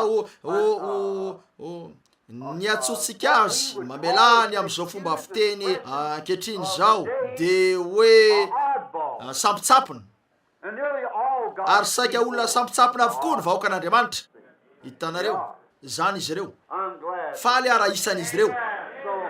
Koa fantatrareo fa tsy mitovy amin'ny finoana ny civilisation moderna izy ireo, koa dia lasa tsy fahita, hafahafa. Laza izy fa ny vahoakany de olona miavaka, tsy fahita, hafahafa, kanefa mpisorona ara-panahy, firene-mpanjakana, manatitra fanatim-panahy ho an'Andriamanitra, de ny vokatry ny molony manome fidirana ny anarany. Vahoaka toinina io eo aminy izy ireo. Ary mario eto fa zavatra hafahafa tokoa ny fahitana an'ity fanatika zay tonga teo amin'ny fiangonana tamin'izany andro zany ity, hoe fanatika, ka mitory filazantsara zay to hita fa mivoaka amin'ny fahita, de lay fomba ninona izy ireo azy. Ony mpahay siansa eny fa adalana tsotro zao io. Toinona no nafahan'izy ireo nanaprofo ara-tsiantifika fa tsy nisy rano teo, fa ity mpiandry-ondry tsotro ty kosa nino raha nilaza Andriamanitra hoe anorana de anorana. Hitanareo, ko dia ampitao fotsiny amin'ny ankehitriny zany raha ny amin'ny olona sitrana oreo fiatanam-po fotsiny io. Azoko porofona ara-tsiantifika aminao fa mbola ao an-trany le homamiadana na lay rano-javatra na lay zavatra ho an'ny mpinotsotra nefa efa lasa io. Hitanareo, satria tsy lay rano-javatra nijereny, ny teny fikasana nijereny toy ny nataony Noa ihany. Koa tsy hitanareo va fa tahaka ny tamin'ny androny Noa de ho toy zany ny amin'ny fiavian'ny zanak'olona. Ara-tsiantifika tsy misy mety ilaza ny dokotera hoe jereo ty mbola eo aminao ny fivotosana, eo aminao an-trano no mamiadana, malemy tony teo ihany ny sandrinao, adaly ianao. Ary tsaroa fa zay fanazay ihany no nisy hatramin'ny andro Noa de ilay nilaza hoe tsy misy orana eny ambony eny, vitanay ny mitily ny volana amin'ireo fitaovana fa tsy misy orana eny, kanefa raha Andriamanitra no nilaza fa hisy orana eny, fa ny finoana no fatokina amin'ny zavatra nantenaina, fanehoana ny zavatra tsy hita, ary makatoerana fitsarana tsara eo amin'ny tenin'Andriamanitra ny finoana. Eo no ahitany toerana fitsarana. Azonareo ve? Eo amin'ny tenin'Andriamanitra ny toerana fitsarana. Teo no nampitoerany Noany io, Andriamanitra no nilaza zany, milamina ny amin'io. Ankehitriny raha matsikaritra indray nareo eto de natao ho fanatiky Noa teo noho ny finoany an'izany. Eo koa ny olona zay mino ny batisan'ny fanahy masina amin'izao andro zao. eny lazain'ny fiangonana hoe fanatiko reo olo reo, tsy misy afa-tsy andian'olona ampetanetana etopo, olona taitaitra fotsiny, saingy tsy fantatry izy ireo matsy hoe mampianatra an'izany ane ny tenin'Andriamanitra, teny fikasana io, ary ho an'ny Noa natoinina mety ny lazana izy ireo hoe la hianatra versaina izy io, diso ny azy raha ara-tsiantifika ka diso ny fisainany, fa ho an'ny Noa tenin'ny tompo zany, ary tsy niala tamin'io Noa, ary tafitohina teo amin'ny fahatsorany zany ny endry sy ny manatsaina ka very ny tenany. Teny mafy tokoa zany ho an'ity taranaka ity. Maro manao hoe raha mbany velona tamin'izany matsy tsia ho mitovy ihany ny zavatra nataonareo, satria ilay zavatra nisy teo mihitsy no miverina amin'izao andro zao fa amin'ny endriny hafa fotsiny, ka tafitohina amin'izany izy ireo ankehitriny toy ny nataon'izy ireo teo ihany. Tsy salasalana fa nanana mpitoroteny maro izy ireo tamin'izany andro zany, fa Noa no nandray tsindrimandry avy amin'Andriamanitra, ary afaka nijery teo Noa ka nahita ny zavatra efa hitranga tsy hoelo, ary nalala izy fa tsy amela an'io taranaka mpijangajanga sy ratsy fanahy io ho toy izao fotsiny Andriamanitra. Inona ary no azontsika atao ankehitriny fa zavatra mitovy ihany no hitantsika. Sodoma sy Gomora moderne, hitanareo, vahoaka ratsy fanahy sy mpijangajanga zay nandalo fianarana avoleta ka tafitohina eo amin'ny fahatsorany fampisehoan'Andriamanitra ny maizy azy sy ny teniny, de ny fanehoany ny teniny. Tsy misy olona eto tany Rosela zay ka afaka anao hoe tsy hitatsika eto amintsika ny tenin'Andriamanitra tonga voaseho, lay teny fikasana ho an'ny andro farany mihitsy, reo azavana takariva mihitsy no namiratra, fa vahoaka manana tombontsoa sika raha mahitsy zany. Fa ho an'ny tontolo avolenta miafina ho azy ireo zany. O Jesosy tamin'Andriamanitra ray, hoy izy manafina an'izany eo amin'izy ireo no sitraponao. Eny tokoa raha eo na feninao zany, na velany teo niaraka tamin'ny fahendrena izy ireo. Hitanareo fa ny fahendrena no nanomboka nampiodina ny baolina voalohany tao amin'ny fotaky ny ota tany am-boalohany, satria nitady fahendrena Eva rehefa niaona tamin'ny Satana izy, ary nomeny Satana azy zany. Hitanareo, nefa mifanohitra amin'ny teniny fahendrena. Tsy nianana fahendrena no angatana amintsika, nianana finoana eo amin'izay efa voalaza no angatana amintsika.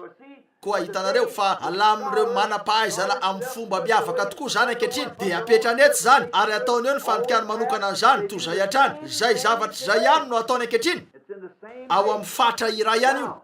Ankehitriny ny olona nefa na diso an'izany ny olona teo toy ny mahadiso azy ireo amin'io ankehitriny, mitovy ihany ny zavatra ataon'izy ireo, satria ny antony na diso azy ireo tamin'io ihany de no izy lalitsaina loatra mba ino an'izany.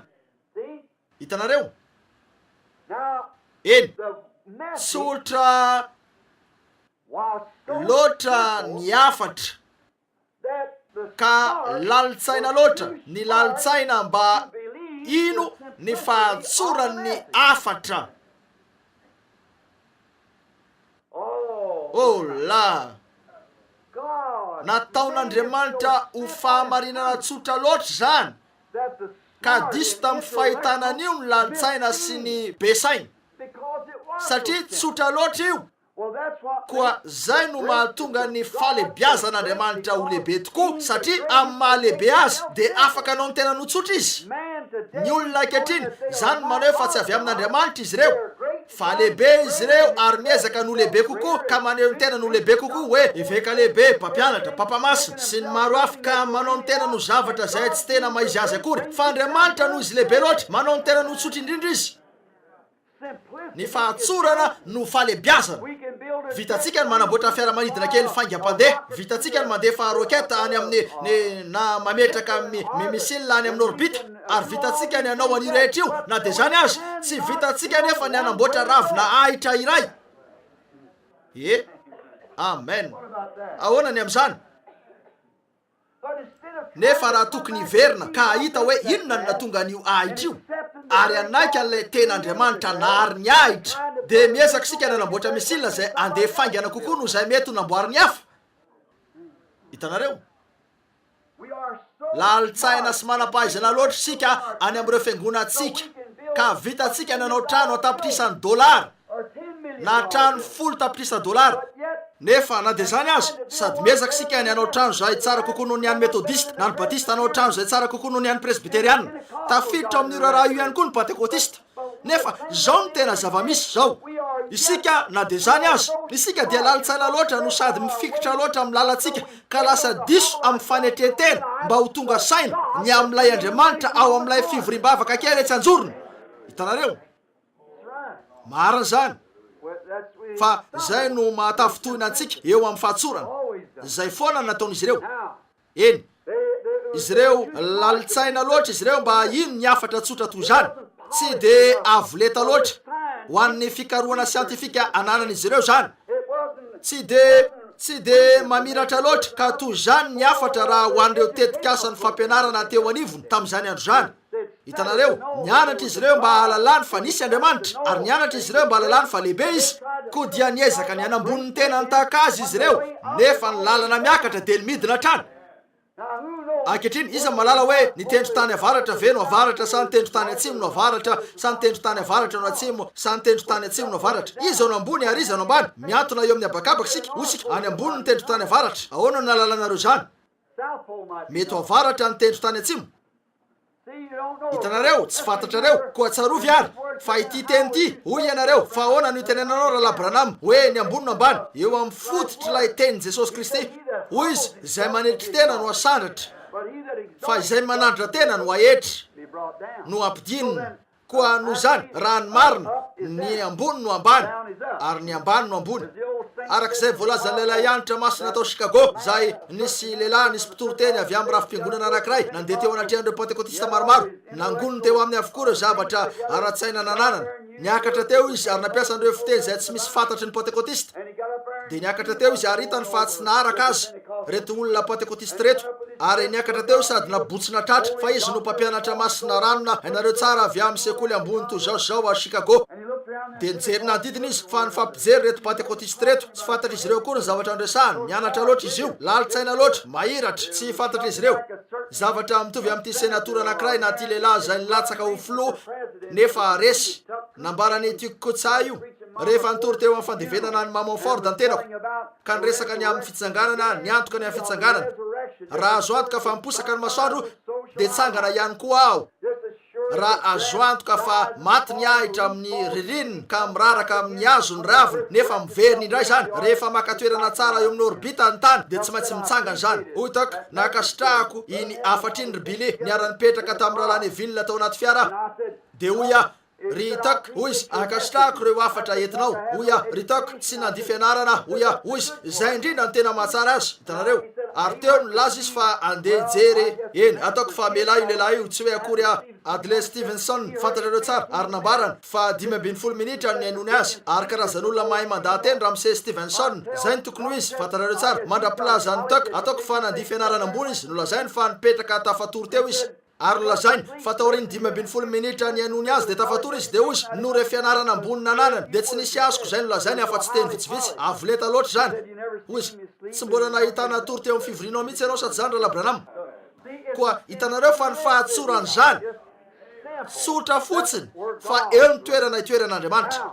Eny, lalitsaina loatra izy ireo tamin'io andro io mba ahatakatra ny dikan'ilay fomba tsotra fanaovan'Andriamanitra zavatra. wasn't polished. Tsy avoleta ho azy ireo zany, tsy maintsy avoletany azy, tsy maintsy voaseho amin'ny famira-piratany, raha tsy zany dia tsy hitany. Eny, But the great nefa niafina tao amin'ny tenin'ilay Jehova lehibe ary made himself nampafantatra ny tenany tamin'ireo olona izay nino ny teniny izy tamin'ny namonjeny azy ireo sy ny fanatanterahany an'ilay afatra tsotra. the simple Lay afatra tsotra netiny Noa no tanteran'Andriamanitra io. Eny, maro io zany. Ankehitriny, teo koa ny tamin'ny andron'ny Mosesy. notice mareo fa fotoan'ny fanafahana afindray teo rehefa eo mpanaovana zavatra mba anafahana ny olona ny Andriamanitra dia mandefa afatra ho an'ny olona Andriamanitra. Fa tsotra loatra zany arak'izay ho hitantsika eo amin'ny fiskafan'ireto tombo-kase reto. Zay no mahatonga hitondra an'izao aloha. Koa hitantsika amin'izany fa tsotra loatra ny fiskafan'ireto tombo-kase reto ka diso lavitra n'izany amatapitrisany mailina ny lalitsaina. Hitanareo antenaiko fa anositra io amin'izany Andriamanitra. Hitanareo mandalo eo amboniny fotsiny io, ary zay no antony everako fa efa nitsara ty afatra ny marainy ity ho fametrahana fototra ny amin'ny fahatsoran'Andriamanitra. Hitanareo ny fomba arafenan'Andriamanitra ny tenany ao amin'ny fahatsorana. Eritrereto anie vitan'izy ireo no mandrava atao manao an'ireo hafa rehetra ireo, saingy rehefa tonga eo amin'ny resaka ainy tsy hainy ambara kory hoe avy aiza zany. Ravina ahitra kely ray miafina amin'izany Andriamanitra. Vitan'izy ireo ny andefa rokety any amin'ny volana sy hijery amin'ny radara ny ainy na ny hafa koa, nefa tsy vitany na dia zany aza ny anazava ny ainy ao anatin'ny ravina ahitra iray. Mara zany. Hitanareo satria tsy hay azavainy zany, tsotra loatra io ka andalovany fotsiny. Eny Mario Mosesy tamin'ny fotoana efa anafan'Andriamanitra ny zanak'Israely araka ny teniny. Izy inona nataony? Nifidy fianakaviana tsotra izy, tsy misy fantatra ny amin'izy ireo.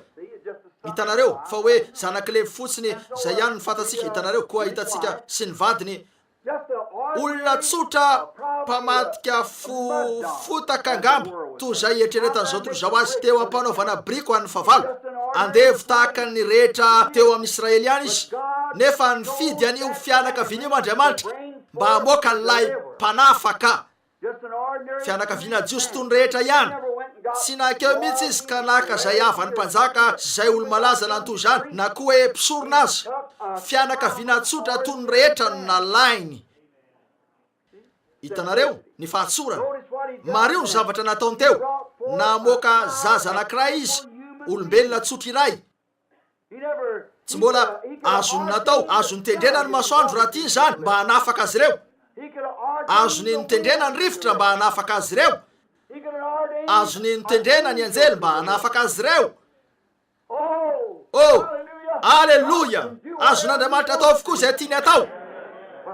Fa ahoana ary no alalana an'io raha Branham? Tsy ala amin'ny programany Andriamanitra. Zay no antony alalantsika an'io amin'izao andro zao. Tsy maintsy ho tsotra zany.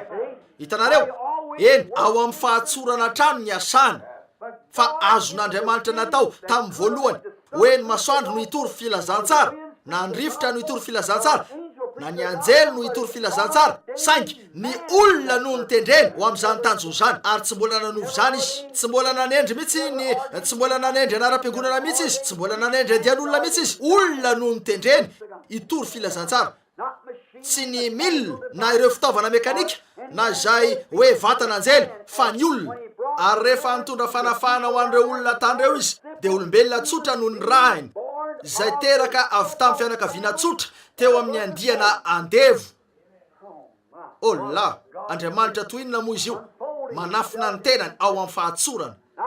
Eny Mario, fa nilainy nampiofana azy tao amin'ny fahendreny zao toy zao mba ahafahany tsy ahomby, ka anehoana fa tsy ny fahendrena mihitsy ny fomba afaka atsika, tamin'ny finoana no naafaka atsika. Navelany niditra tao izy ka nandray karazana fampianarana zay nahafahany nampianatra fahendrena ny Egyptiana mihitsy azy. Lalitsaina tokoa izy. Andriamanitra no teo amin'ity fianakaviana tsotra ity, zay mety tsy nainanohatra ny anarany akory azy angamba, fa tafiditra tao amin'ny fianarana ambony tamin'io karazana fampianarana lehibe io Mosesy, ka nahatonga azy navita nampianatra fahendrena an'ireo mpampianatra. Vitany nampianatra an'ireo mahira-tsaina. Eny, ary navelan'Andriamanitra naka an'io lalana io izy mba ahafahany mampiseho ny tenany ao amin'ny fanetretena, ka anefa tsy misy idiran'ny fahendrena mihitsy zany, ary tsy naomby tokoa Mosesy teo amin'ny fahiratan-tsaina. Navelany nandeha teo amin'io lalana io izy mba hanatratra ny tanjony, ka hahatonga azy tsy ahomby, ary tsy naomby izy ka lavo, koa mba hanehoana fa tsy amikery na ampantanjahana, fa tsy amin'ny fahendreny Egypta, tsy amin'ny fahendren'ireo sekolitsika, tsy amin'ireo herin'ireo semineratsika, fa tsy avy amin'ny amarony rafim-piangonatsika, tsy avy amin'ny herin'ny fampianaratsika any an-tsekoly, fa amin'ny fanahy io hoy Andriamanitra tonga foana ny fahendreny ka rava rehefa ny fanena tamin'Andriamanitra tao amin'ny rome miafy teo izy nesoro ny kapany ka nietry tamin'ny fanetreteny izy ary nanadino tanteraka ny amin'ny fahendreny mba hitondran'Andriamanitra ny fanafana ary ny lainy nanofana azy tamin'ny fahendrena ka amela azy ho lavo mba anehoana fa tsy vitanareo niakina amin'ny sandry ny fahalalanareo na zay fahalalàn'olo-kafa navelany ho lavo izy mba anehoany ny sandriny hitanareo ve zany ny tanjona nanaovan'Andriamanitra an'io dia ny ampisehoany ny tenany ao amin'ny fanetretena ary navelany ho tonga teo amin'ny faratapony Mosesy ka natonga azy tokony ho farao manaraka jeneraly mahery izy teo araka ny tantara efa nandresy izy Mosesy mitsy an'ireo firenena manodidina aveo rehefa nitodika ho amin'ny asan'ny tompo izy niaraka tamin'ireo fahaiza manao rehetra nanarana dia navelan'Andriamanitra ho tsy naomby tanteraka mba hafany andefa azy any anefitra ka nedaka ny zany rehetra zany alaminy ary iseho aminy ao amin'ny fanetretena aveo ary andefa azy akany miaraka amin'ny tena eny an-tanany mba hanafaka ny vahoaka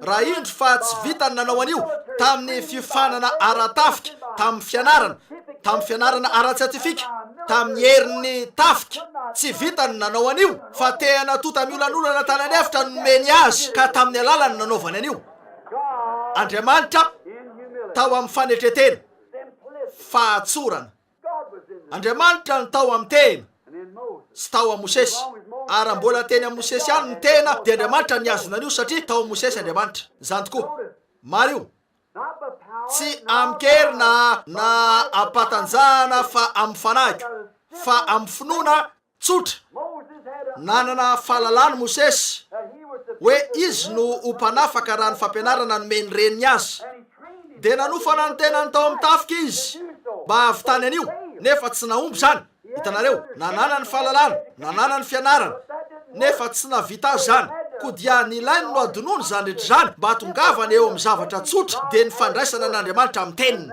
ary teo no nanafahany vahoaka eny tompoko Andriamanitra dia manafaka amin'ny alalan'inona finoana ny teniny zay atrano nisy afaka hijery an'io sika raha manam-potoana manana 20 minitra eo sika na dia zany azy manana afaka hijery sika ny amin'ny Kaina sy Abela toy inona no niezahany Kaina afaly an'Andriamanitra tamin'izay mety atsarany endrika amin'ny fiteny hafa mieritreritra ny olona hoe avy amin'ny mpiangona feno olona mitafy tsara avy amin'ny pretra avy amin'ny mpitoroteny manao akanjo lava reo mpira manao akanjo lava sy reo fietsiketsehana rehetra reo no afaly an'Andriamanitra hitanareo ve hoe taizana vy zany niezaka nanao toy zany koa Kaina ary nanao alitara ho azy izy azo antoka fa nataony tsara endrika zany ary tsopo raha lehilahy nivavaka izy ho nieritreriny raha tsopo fotsiny dia efa manova zavatra zany afaka ho tsopo ao amin'ny fahadisoana ianareo mario nanorona n'io alitara io izy sady somary tahaka ny nametraka voninkazo nanamboatra an'io tsara ary nametraka voninkazo mahafinaritra ka nieritreritra hoe azo antoka fa ny Andriamanitra lehibe sy masina sy madio ary mahafinaritra dia naiky fanaritra toy zao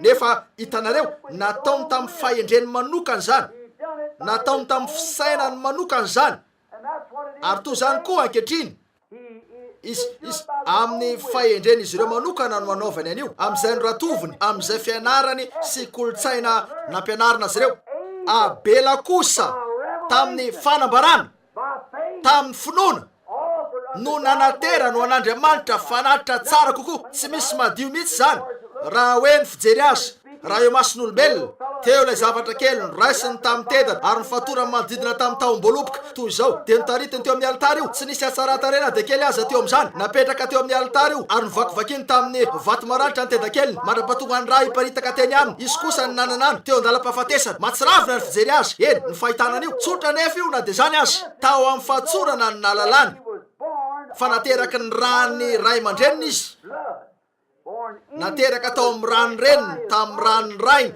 fa ny rano niteraka ny fahalavona koa ny ra no amerina an'io indray dia nanatitra fanatitra ho an'Andriamanitra tsara kokoa izy satria voambara taminy zany ary reo rahalahy sasany amin'izao andro zao izay mieritreritra fa haninana poma sy poara izy ireo nisy zavatra hitako fa tena diso tanteraka indray andro tao amin'ny gazety o reo voapirofony ankehitriny fa tsy poma no an'ny eva fa ataoko fa zao nambaran'izy ireo paiso zany koa hitanareo hoe avy azy io fanahy io ary lazain'izy ireo hoe tsy namaky teo amin'ny ranomasina meny zany velively Mosesy fa andiana volotara teo, ranomasina feno volotara, ka teo amin'ny ranomasina feno volotara iny no nitondrany ny zanak'Israely. Fa teny amin'ny farany ny ranomasina nisy andiana volotara betsaka teo ary namakivaky ny ranomasina Mosesy, kanefa ranomasina feno volotara ny vakivakiny hainareo tsara, ahitra lava toy ny bararata sy ny toy zany, ka teo izy no namakivaky. Fahadalana re zany, nefa ny rano ony baiboly no nisava teo amin'ny akavanany tsy teo amin'ny akaviany, ary Andriamanitra nandefa rivotra mahery avy tany atsinanana mba hampisava. Hitanareo te hiezaka izy ireo ny amoaka an'izany araka ny fomba fijeriny, ary zay hatrany ny fomba tsy nahombiazana izy ireo, ary tsy ahomby hatrany izy. Fantatrareo zany rehetra zany fa Kainy de tena endriky ny olona manana fisainana aranofo sy mpivavaka ety ivelany. Amin'izao andro zao te hanao zavatra ety ivelany izy, nefa izy makany am-piangonana izy, ary hanao zavatra maro izy ho an'lay toerana fivoriana, tokana ihany ny fiangonana ary tsy ny fikambanana no idiranao. Vondrona izy ireo. Hitanareo mikambana ao amin'ny vondrona metodista ianareo, vondrona batista, vondrona presbiteriana, vondrona pentekotista. Fahaterahana kosa no idiranareo ao amin'ny fiangonana. Eny tompoko, hitanareo vondrona avokoa izy ireny, tsy fiangonana izy ireny, vondrona izy ireny. Ary tsy misy hoe fiangonana metodista na fiangonana pentekotista, tsy zany izy ireny. Tsia, diso tanteraka zany. Hitanareo izy ireo marina zany. Izy ireny de vondrona izay ikambanan'ny olona. Fahaterahana kosa no idiranareo amin'ny fiangonan'Andriamanitra velona, de ilay vatana mistika an' Jesosy Kristy eo amin'ny piorena zany. Eny, nafaly an'Andriamanitra nefa ny anambarany tsy ambaratelony tamin'ny Abela, tamin'ny finoana tsotra ny amin'ny rahalatsaka. Niriko ny anana fotoana mba hivalaparana amin'izany fotoana foy. Hitanareo, na de zany azy nanana ny fahendreny rehetra Kainy, lehilahy lalitsaina izy. Hoy ianareo fa Rahalahy Branham lazainao fa izy miezaka ny anao azy ho toy ny mahiran-tsaina sy ny anatra ianao. Zany izy io, lalitsaina ve izy? Arao ny taranany jereo zanany, siantista sy dokotera, ary olona lalitsaina avokoa izy ireo, izy rehetra. Nefa arao kosa ny taranaky seta, olona ambany izy ireo, tantsaha sy mpamboly, ary tahaka zany hatrany hatreo amin'ny fahampitehana. Fa ilay andiany lalitsaina sy manatsaina no zanaky Kainy, ambarany fa vitan'izy ireo mihitsy aza ny andrendrika avarana sy ny miasa vy manorona trano, fa lehilahy lalitsaina izy ireo, nefa nitoetra tao anday reto sasany reto, niandry ny ondriny ary tsy niala teo amin'ireo teny fikasan'Andriamanitra. Hitanareo ve nisy teo? Eny, arao fotsiny firazana ny taty aoriana de jereo raha tsy marina zany. Hitanareo tsy niala teo amin'ny teny fikasan'Andriamanitra izy ireo. Zay ny fomba ny fidianana ny Noa teo amin'io karazan'olona teo io. Zay ny fomba nanesorana ny Paoly teo amin'io andiany nisy azy io. Hitanareo, zay ny teo amin'ny John Wesley, Martin Luther sy ireo maro hafa. Zay ny fomba natongavanareo eo amin'izay maizanareo ankehitriny. Hitanareo, mitovy ihany, nanetry tena mba ino an'ilay teny fikasan'Andriamanitra tsotra. Eny, mario, nahafaly an'Andriamanitra ny anondro. Eny, anamarina trany Andriamanitra hoe fahamarinana zany sa tsy. Hitanareo, eny, maro ny olona miezaka ny ampiditra ny tenany ao amin'ny zavatra zay lavitra an'Andriamanitra tapitrisany maily. Marina zany, saingy rehefa mahita an'Andriamanitra tonga eo ianareo ka milaza sy manohana an'izany hoe marina zany, de fantatrareo fa marina zany. Eny, raha teo amin'ny alitara ireo fanatitra, de nilavin'Andriamanitra ny fomba fijery ara-tsaina nananany amin'Andriamanitra.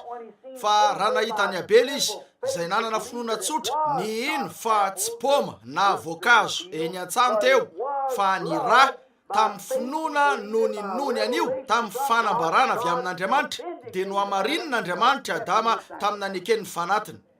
Hitanareo, eo amin'izany ny fisainantsika raha mivavaka ho an'ny marary na ny hafa koa. Ho Jesosy, raha miray amiko ianareo ka mitoetra ao anatinareo ny teniko, de angatao zay tianareo, fa ho tonga aminareo zany. Raha eo ampanohizana ihany sika eto, andefaingana ankehitriny, fa 20 minitra sy nanantsika. Mario, tamin'ny andron'ny Eli, nifidy ny anafina ny tenany tao amin'ny olona tsotra iray Andriamanitra. Eny, eritrereto fotsiny ane zany.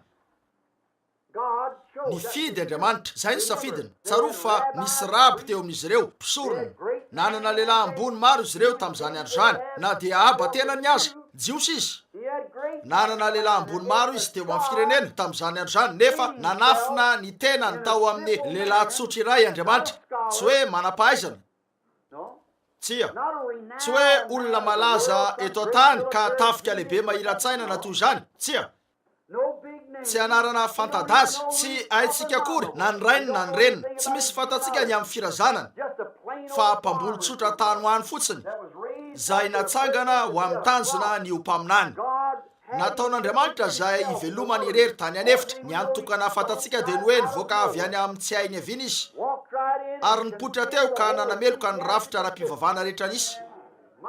Oh, ary fantatrareo moa ny everan'izy ireo azy, sekolinina ny voahany io. Hitanareo, iza no anara-piangonana iarahany io? Miaraka amin'ny fariseo sy ny sadiseo ve izy? Sa inona koa no nananan'izy ireo teo? Tsy nikambana izy na dia tamin'ny anankiray tamin'ireo azy, fa nomelohany io rehetra io. Hitanareo, nifidy ny anao toy izany Andriamanitra. Fa lehilahy tsotra iray, tsy nandia fianarana, tsy misy ahitana mihitsy hoe tany an-tsekoly izy, tsy misy fantatsikany aminy, lehilahy tsotra iray fotsiny, nefa nahafalana Andriamanitra ny niafina tao amin'ny olona tsotra io. Tany Andriamanitra niaraka tamin'ny olona tsotra io, niafina tao amin'ny olombelona. Vitanareo ve ny andray an'izany? Andriamanitra niafina tao amin'ity fanatika tsy mahay manoratra teo imasony zao toy zao ty. Satria fantatrareo fa betsaka ny anarana ratsy ny antsony izy ireo azy. Eny, mpamosavy mihitsy azy. Eli natsony toy izany avokoa ny mpaminany rehetra. Hitanareo, eny, natsony toy izany koa Jesosy. Hitanareo, Belzeboba very saina oreo, fa tsy misy saina ianao. Fantatray fa manana demony ahy ianao, efa tsy misy ady ianao. Hitanareo, teo no niteninany azy ireo hoe rehefa ho tonga ny andro farany ka manao dia ho blasfemia manao toy izany. Namela ny eloko izy ireo izy, kanefa tsy ho voavely zany amin'izao andro farany zao. Tsy maintsy aloha amin'ny fisarana mandrakizay zany. Tsy azo famela-keloka intsony amin'izao fiainana zao na fiainana ho avy. Fa noheverina ho lehilahy adaly Eli. Azonareo eritreretina ve fa raha nijoro teo izy fa samy nanapaka ny volony vehivavy toy ny amin'ny andro moderna raha ny fahitako azy, sady nandoko tare tahaka ny Jezebela dia ilay vehivavy lohany teo amin'ny firenena ary samy nanao ny fanaony zao toy zao sy ny sisa mpitoroteny. Inona ary no nitranga teo? Indro fa nipotra teo lahy Eli antitra ka nanameloka an'izany rehetra zany hatreo amin'ny Jezebela ka hatrany ambany. Fa oreo tsy ilaina ny miaino anao. Misy pastora maro eto, eny tokoa tsy nilain'izy ireo ny aino, fa izy anefa ny pastoran'izy ireo na dia zany azy. Izy no pastoran'i Jezebela, tsy zay ny tiany, karazany hafa ny mety nananana. Kanefa izy no ny rahan'Andriamanitra. Hitanareo, izy no pastora ny rahan'Andriamanitra ho azy. Nankahalaina izy, nefa izy ihany ny pastora na dia zany azy. Mario, ary nanetry teny Eli, sady tsy niala tamin'izay nilazain'Andriamanitra, ka natonga n'Andriamanitra nanaiky ny aka ny fanahy teo amin'ny Eli io ihany, sady nampanantena fa androsaka an'izany itelondray eo amin'ny sehatra hatramin'io. Hitanareo, amen. Ary natao zany, amen.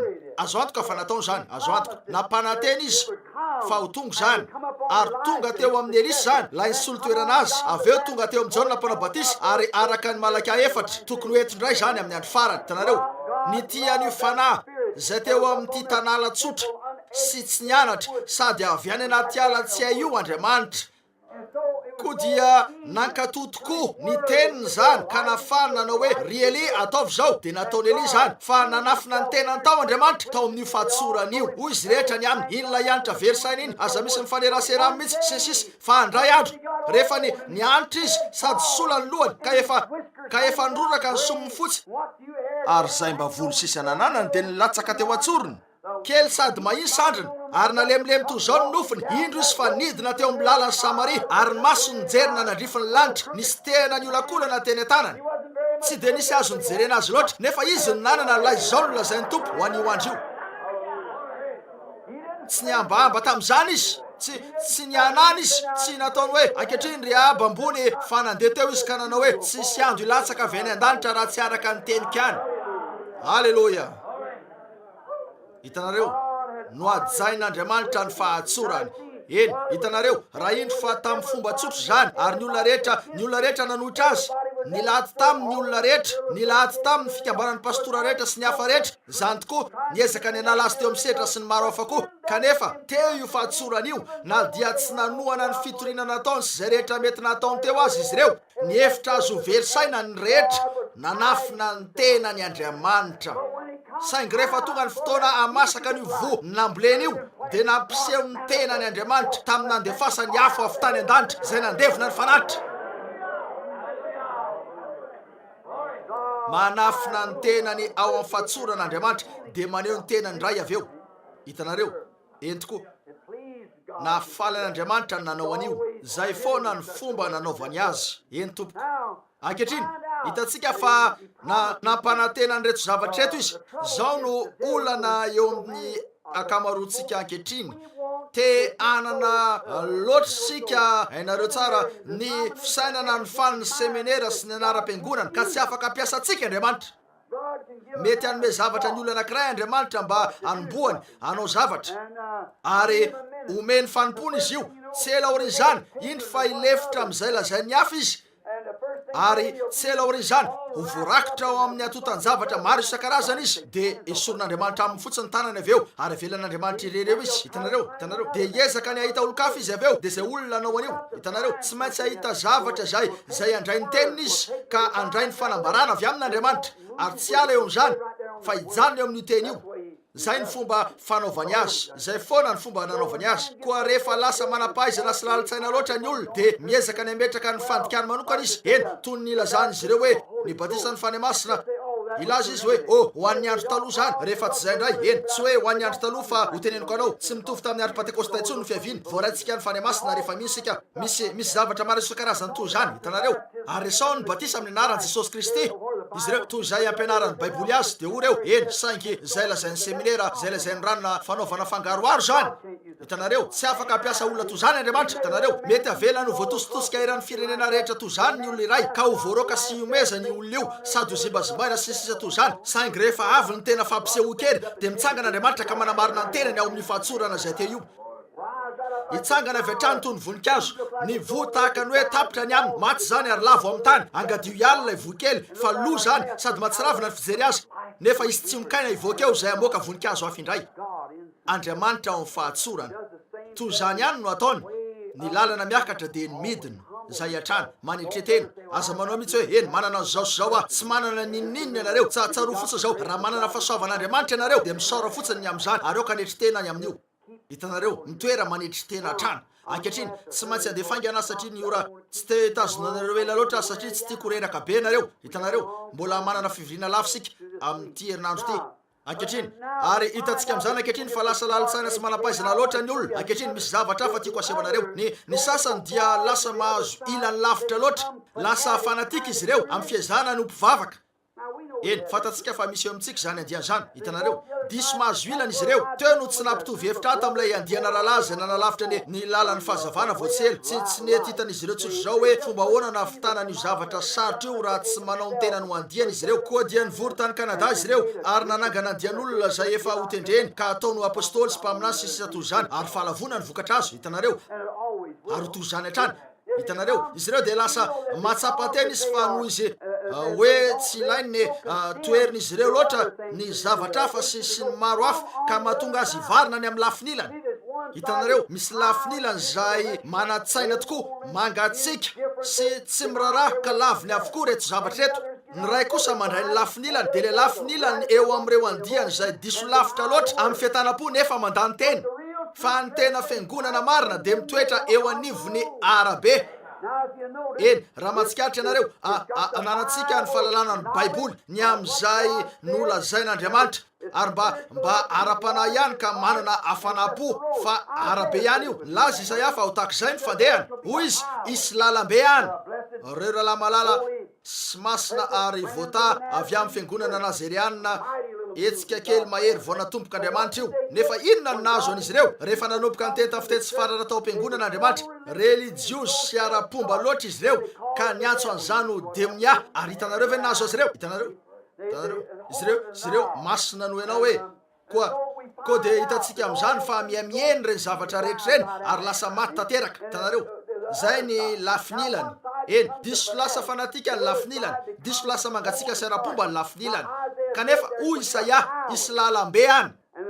Ary fitenin'ireo Nazareanina sy ireo olona amin'ny famasinana fahiny hoe lay lalam-be tranainy voata voninahitra n'Andriamanitra mizotra amin'ilay lalam-be tranainy isika. Nefa tsaroa fa tsy zay ny tena voalazany. Hoy izy isy lalam-be any ary mampitohy ny ary lalana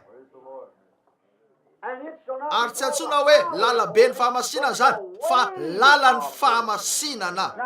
Eny ny hoe lalambe ny fahamasinana miezaka ny anao ny tena no masina ny olona, ary rehefa zay no ataonareo arak'izay efa voalazako teo aloha fa toy ny hitovy amin'ny faucon zay miezaka ny ametaka volona voromailala eo aminy mba hahatonga azo voromailala nefa mbola faucon antrano ny toetrany. Hitanareo izy io dia ho tahaka ny goika zay miezaka ny ametaka volona dongony eo na ny paon ka anao hoe hitanareo vorona tsara tareha. Hitanareo zavatra namboamboariny io fa tsy anahy mihitsy ny paon hoe hanana volona paon izy satsi tsy anahy mihitsy ny voromailala hoe hanana volona voromailala izy satsi raha mbola voromailala ihany ny toetrany dia hanana volona voromailala izy. Ary hitanareo fa manomboka milaza ny olona amin'ny fahamasinana hoe tsy maintsy manao lavavolo sy akanjo lavatanana vehivavy sy reny zavatra rehetra eny ary zipo lava ka tsy manao peratra fanambadiana mihitsy na zay mety firavaka. Hitanareo lasa fahamasinana avy amin'ny tena ihany io. Hitanareo kodia fahamasinana amboamboariny io fa ny tena fiangonan'Andriamanitra velona dia jereo ny nahazo ny anaram-piangonana. Eny borivola avokoa izy ireo tahaka an'ireo pentekotista sy ireo hafa ary saiky manao peratra sisy izy rehetra jereo reo pentekotista taona maro lasa ny amin'ny fomba na nizigizinan'izy ireo ny amin'io. Hitanareo dia hoe zay ny fiangonana zay ny fiangonana. Ny vatan'ny Kristy no fiangonana. Isam-batan'olona zany zay eo anivon'ireo isam-batan'olona hafa maro ka nateraka ao amin'ny fanjakan'Andriamanitra. Tonga avy ao anatiny ao zany, tonga fiainana ho azy io. Tsy mangataka amin'ny ondry ianareo mba hamoaka volon'ondry na hanamboatra volon'ondry. Zay ny tiako ambara. Tsy ilain'ny ondry ny hanamboatra volon'ondry. Ka ozy eny mitady zay ananako volon'ondry ny tompoko amin'ity taona ity tsy maintsy miasa mafy aho. Tsia ny antokana ilaina ataony dia nijanona ondry. Marina zany. Isy ho azy ny volon'ondry. Isy zany amoakan'io izy satria ary tsy nangatahany sika mba hanamboatra vo. Tokony amo vo sika. Hitanareo mitondra vo. Hitanareo tokony hitondra vo sika. Ary raha toka mbola azo mamoa an'Andriamanitra ihany ianareo amin'ny tenin'Andriamanitra dia anamarina ny tenany ny tenin'Andriamanitra. Amo vo zany raha mbola ao ihany ny teny. O Jesosy raha miray amiko ianareo ka mitoetra ao anatinareo ny teniko angatao zay tianareo fa ho tonga aminareo zany. Hitanareo tsy amboarinareo io tsy hoe manezaka mafy mba hamoaka n'io ny tenanareo efa eo fotsiny zany ary mivoaka tsy akijanona. Ankehitriny andeha sika andeha faingana tsotro zao sika ankehitriny amin'ny reto minitra vitsisy reto dia ho faranantsika avy eo. Eny miala lavitra be ny sasany ka lasa fanatika. Eny makany amin'ny lafinilana izy ireo ary everiny fanozy mitsambitsambikina fotsiny na manana karazana fientanana na fihetsepo miteny amin'ny fiteny tsy fantatra na manome faminaniana zay tena mitranga marina na zavatra toy zany dia everiny fa zay le izy hoe efa nanana zany nefa tsy zay. O Jesosy maro no avy eo amiko amin'izany andro zany ka hanao hoe tompo tsy efa naminany tamin'ny anaranao va nanao asa maro tamin'ny anaranao sy namoaka demia ozy miala amiko tsy mba fantatra akory ianareo hatrizay. Hitanareo tsy zay no izy resaka izy. Zay no antony koa ny fiteny tsy fantatra ary ve no profotry minony amin'ny fiteny tsy fantatra saingy tsy raisiko profotry ny amin'ny fananana ny fanahy masina zany tsy tompoko ny vokatry ny fanany profotry. Hitanareo eny hitanareo ary ny antony tsy mbonakevitra amin'ny etsika misy andreo lala pentekotista dia ny fomba ilazan'izy ireo hoe raha misy olona miteny amin'ny fiteny tsy fantatra dia manana ny fanahy masina izy. Tsy ekeko zany tsy famantarana zany fa manana ny fanahy masina izy. Hitanareo efa nandre de amin'ny anteny tamin'ny fiteny tsy fantatra malaky arak'izay vitany aho nisotro raha avy tamin'ny karandoan'olona sady ny antso dia voly efa nahita andianana nandray menarana zay naolakolany teo aminy nandritra ny diany orana tany Arizona nakariny toy zao ny tanany niazakazaka nanodidina teo izy nipotra teo ilay mpamosabitsabo nanatrobatrobaka ny tenany nisy pensily napetrany teo dia nanoratra tamin'ny fiteny tsy fantatra zany sady nanome ny fandikana azy. Hitanareo koa aza milaza an'izany amiko efa ela niainana tokoa ny tena ka mahalala. Hitanareo koa ny vokatry ny fanahy dia ny o Jesosy ny vony tsy ny fiteny tsy fantatra na ny fihetsepo fa ny vony no ahafantaranareo azy koa dia ny vokatry ny fanahy zany Andriamanitra mampiariary ny tenany ao amin'ny fanetreteny sy ny famoram-panahy zany sady toy zany hatrany isan'andro. Misy zavatra mikasika ny olona anankiray izay mijanona tsy miala amin'ny teny isaky ny mahita ny teny izy dia ekeny amin'ny amen zany na inona mety lazain'ny hafa fa ino zany hainareo tsara. Eny ary hitanareo lasa lavidavitra ihany anefisika avy eo mijanona eo amin'ny fanatisma dia miditra eo anivon'ny olona Satana. Zay no raharaha Satana sady mpandrarama izy ary tonga eo anivon'ny olona izy ka mahatonga azy ireo mieritreritra fa ananany zany no izy mitsambitsambikina fotsiny nefa ankalainareo ny namanareo avy eo. Tsia hitanareo ny hoe filazana zavatra ka miteny amin'ny fiteny tsy fantatra zay tena mahavariana ary ireo zavatra maro toy zany ary tsarofo fa afaka hiteny amin'ny fiteny tsy fantatra avy amin'ny fanahy masina mihitsy ianareo nefa mbola tsy manana ny fanahy masina. Zay ny voalaza amin'ny baiboly na dia miteny amin'ny fitenin'ny olona sy ny anjely aza nefa tsy manana fitiavana dia tsy mahasoa azy zany tonga varahana manesiko patsina amin'ny karatsana. Kortiana voalohany telo amby folo, hitanareo koa tsy anananareo, tsy zay no anananareo anio. Hitanareo laza ny metodista hoe rehefa niky zay de nandray azy nefa tsy ananany zany. Laza ny lazerianina hoe rehefa manana fiainana masina izy ireo de manana azy nefa tsy ananany zany. Laza ny pentekotista hoe teny amin'ny fiteny tsy fantatra zay ny manana azy nefa tsy ananany zany. Hitanareo mampiariary ny tenan'Andriamanitra tsy ao amin'ny fihetsem-po, tsy zay misy fihetsem-po na de zany aza miaraka amin'io. Hitanareo ve ny toerana entiny eo amin'ny fanetretena tokoa zany ka afaka ho hitandrehetra raha to ka tsy miezaka ianareo ny ametraka na ampitsofoka ny fisainanareo manokana ao amin'izany. Eny ny fiheverinareo manokana fa Andriamanitra zany. Eny de lasa andiana fanatika izy ireo koa misy an'ilay mangatsika ara-pomba etsy amin'ny ilany, misy an'ireo fanatika indray ery amin'ny ilany. Ary eto no androsony ny ampakariny ka mamaky manivatsiva ny rehetra io manao antso ao amin'ireo lafiny roa. Marina zany. Andriamanitra no manamarina zany arakaraky ny androsony ny teniny ankehitriny.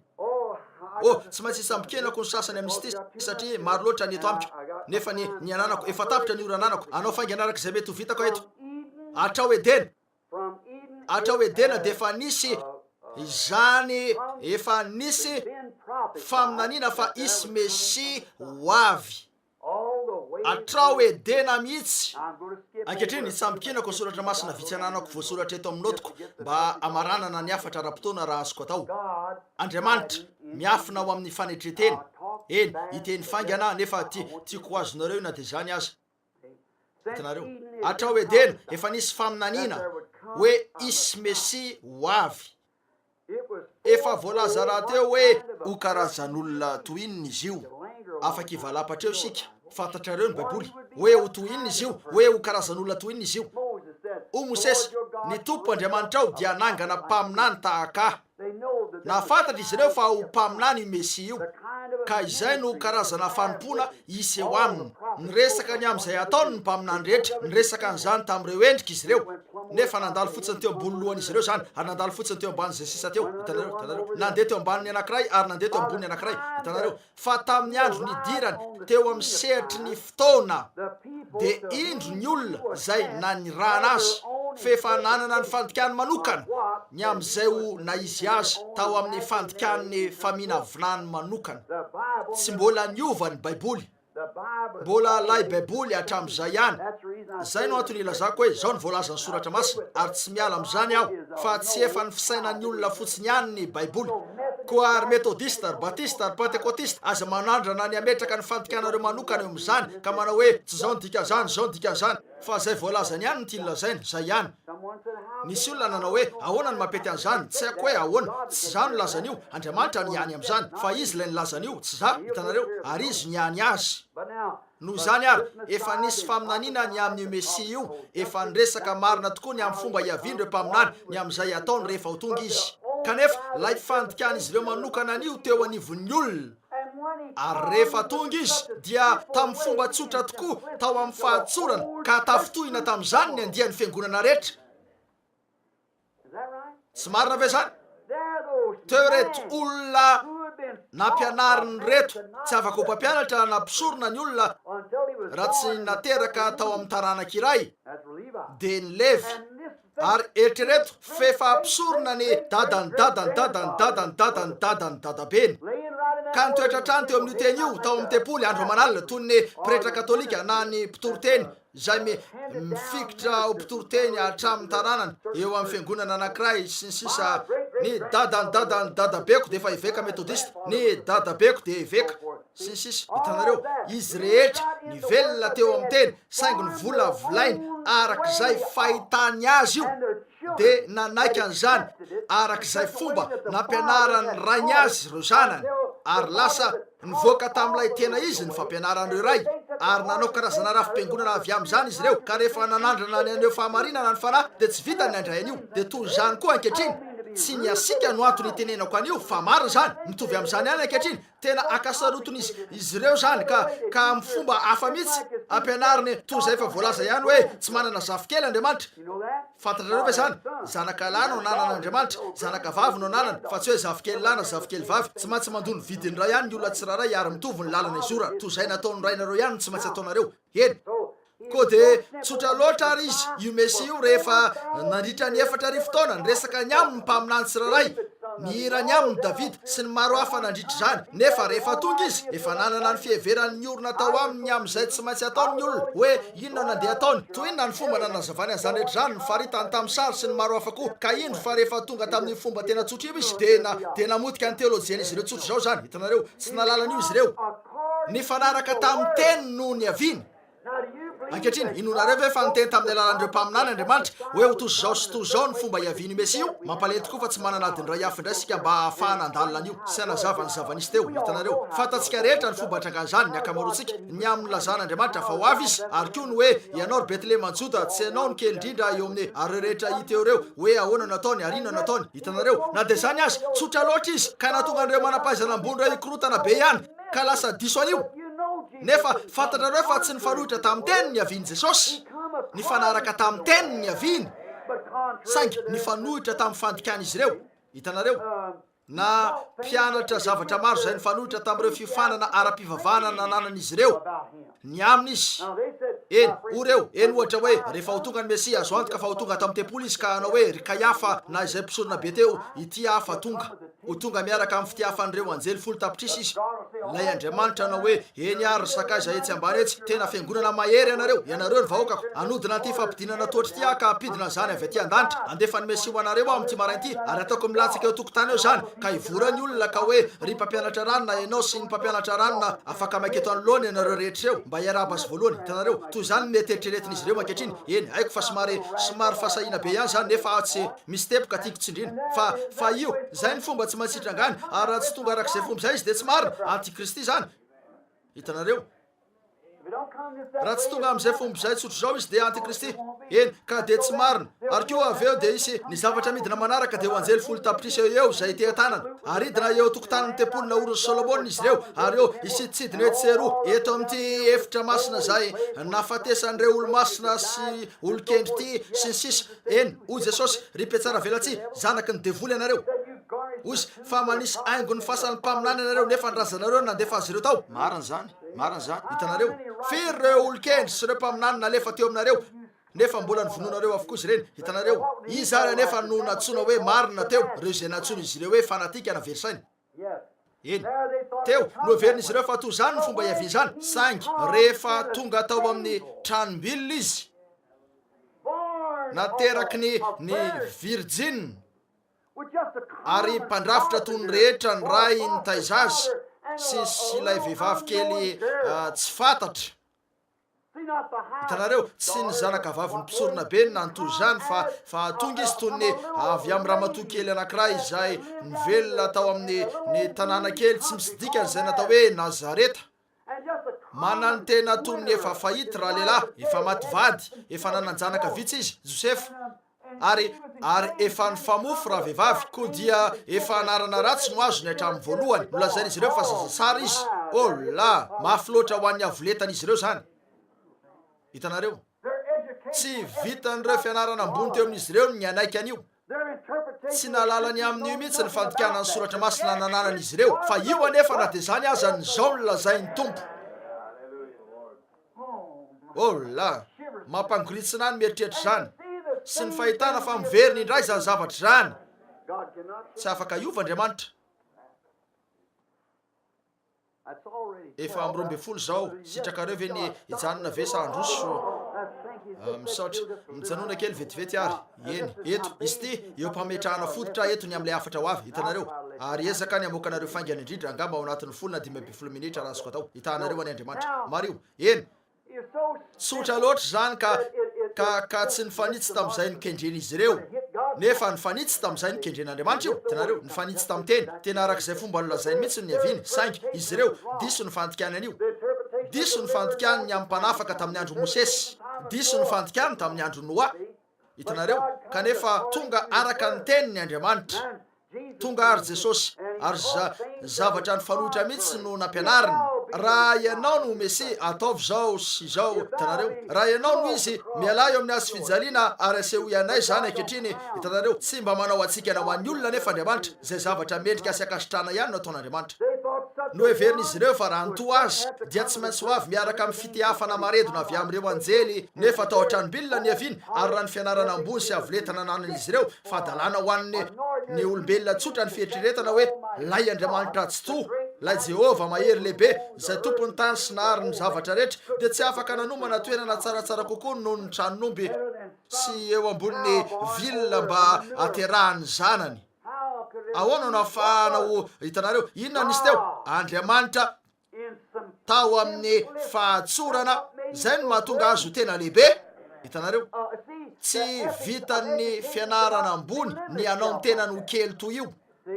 Hitanareo, tsy zakany zany, fa lehibe loatra Andriamanitra ka afaka napetry ny tenany teo amin'izany izy, tsy nanana akanjo akory izy mba ampitafiany ny zanany. Eritrereto zany fa zao tontolo zao tsy nisy efitrano tao amin'ny tranom-bahiny, nakao an-tranon'omby izy, fialofana kely tahaka ny lavabato kely tetsy antsisy kavoana, ary teo ambony fandriana vilona no tonga lay zanak'Andriamanitra.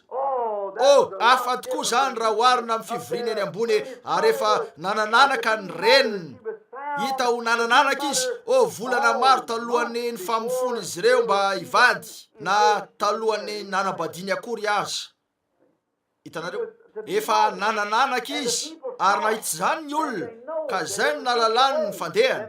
Fa Maria fatany tao am-pony ny zavatra nitranga, ary tsy azon'ny Josefy zany, saingy nisy anjely tonga teo aminy no ny alina, nanao hoe ry Josefa zanak' Davidy ianao, aza matahotra ny ampakatra ny Maria vadinao, satria tsy misy hoe ratsy akory fa avy amin'ny fany amasiny zany.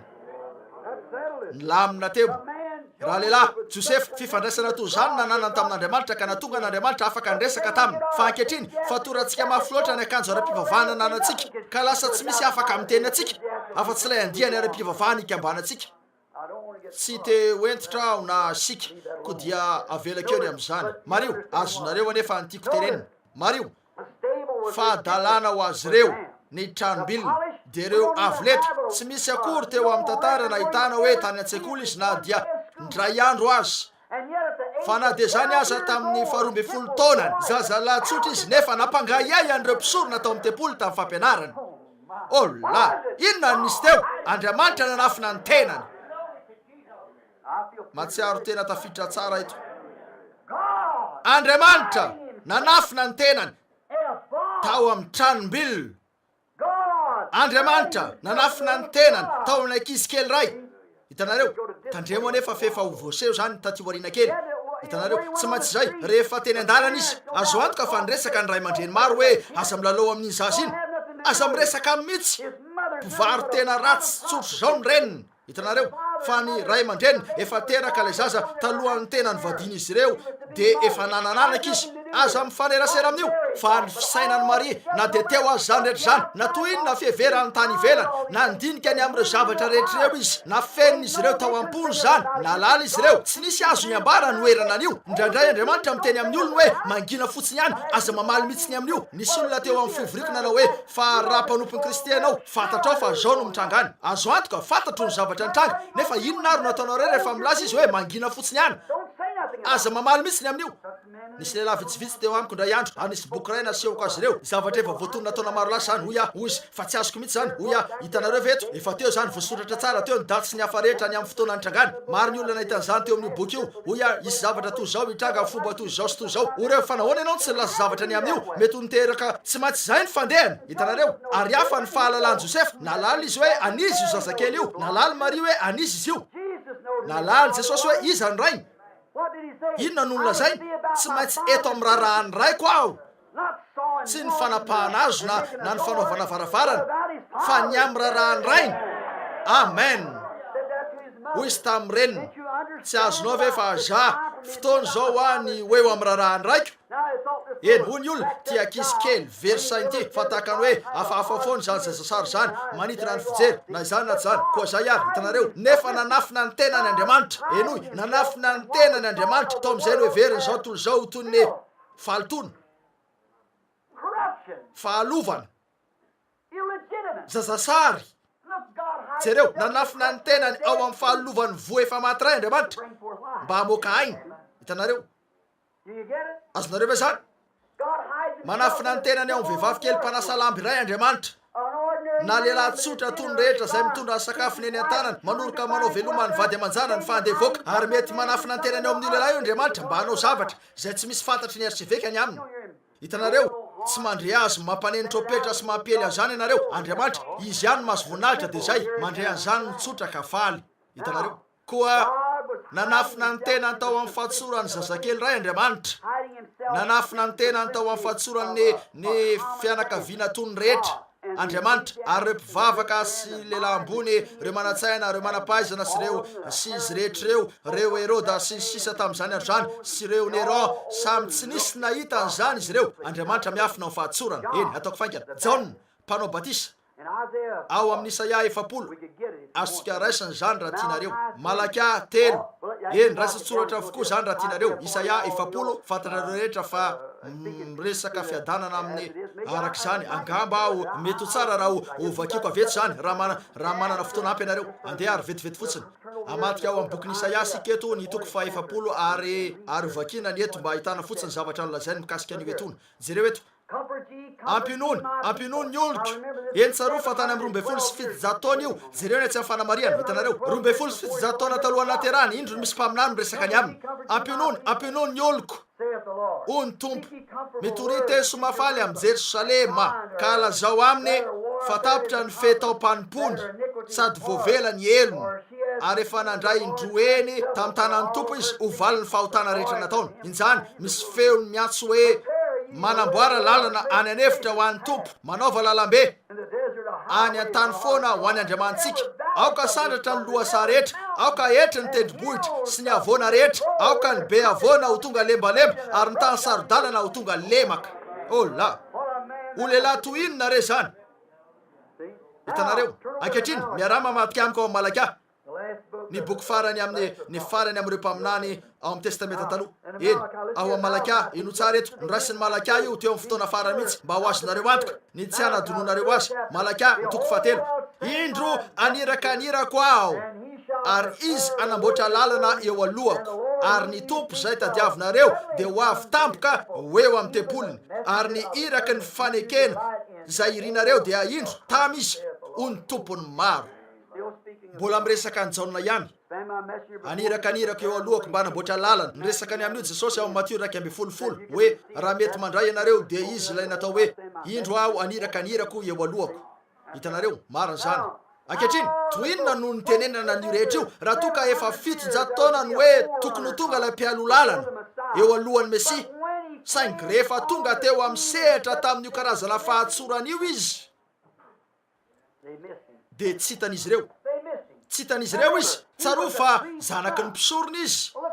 Eny jereo fa tahaka ny fahadalana ho azy ny tsy nanaraka ny asa nataony rainy, niverina any amin'ny seminera lehibe loatra nefa ny asany nakany anefitra izy tamin'ny 7 taonany. Dia nivoaka avy tany izy nitoroteny. Tsy hitan'izy ireo zany. Tsotra loatra izy io, tsotra loatra ho an'ny fianarana avolenta ny ino zavatra to azy. Ny hevitra izy ireo hoe rehefa tonga lehilahy io ahoana ny hoe ahetry ny toerana avo rehetra, asandratra ny toerana iva rehetra, ny tany sarodalana rehetra ho tonga lemaka. Nahitsy zany Davida ka nanao hoe ny tendrombohitra dia nifaly avanja tahaka ny zanak'ondry kely ary mitea tanana ny raviny. Inona ny zava-nisy teo? La iantitra feno volombava. Toy izany tsy nandi fianarana mihitsy, ny tafio-dotrondro teny aminy no nivoaka moramora avy tany anefitra Jody nanao hoe mibeba fa efa kaiky ny fanjakany lanitra. Fa ianareo taranaky ny menarana aza manao anakapo hoe mpikambana amin'ny rafi-piangonana toy zao ah. Fa Andriamanitra mahay manangana zanaka ho an'i Abrahama avy amin'ny reto vato reto. Oh la, tsy izy io, fantatsika fa tsy izy io, nefa izy io. Hitanareo teo ampanadiovana ny lalana izy. Hitanareo teo no nanitsiny ny toerana amin'ny kitontoana, teo no nahetry ny toerana avo. Aza manao anakapo hoe manana ny Abrahama rainareo ianareo, aza manompoka miteny amiko an'izany resabe zany fa Andriamanitra mahay manangana zanaka ho an'i Abrahama avy amin'ny reto vato reto nahetry ny toerana avo. Oh la, zay ny teo. Eny hitanareo ve ny nampiavaka? Efa nilasa izy fa zay ny zavatra hitranga. Rehefa tonga izy ireo dia nihevitra fa tena vonona izy ireo ny andray azy raha toka tonga teo amin'ny rafi-piangonana izy. Saingy satria toy izany ny aviany tamin'ny fomba tsotra tokoa na dia zany azy raha ny fandikana ny solotra masina nahetry ny toerana avo. tsy nentina nankan'io izy ireo kanefa nahetra izy tena anoratsanana izy ireo nozongozony mihitsy ny maizy azy ireo hoy izy ry andiana menarany ry biby lava any amin'ny ahitra lazaiko anareo fa efa mipetraka eo amin'ny fototry ny azo sady ny famaky ary ny azo rehetra tsy mamovo tsara dia ho kapaina ka tsipy any anaty afo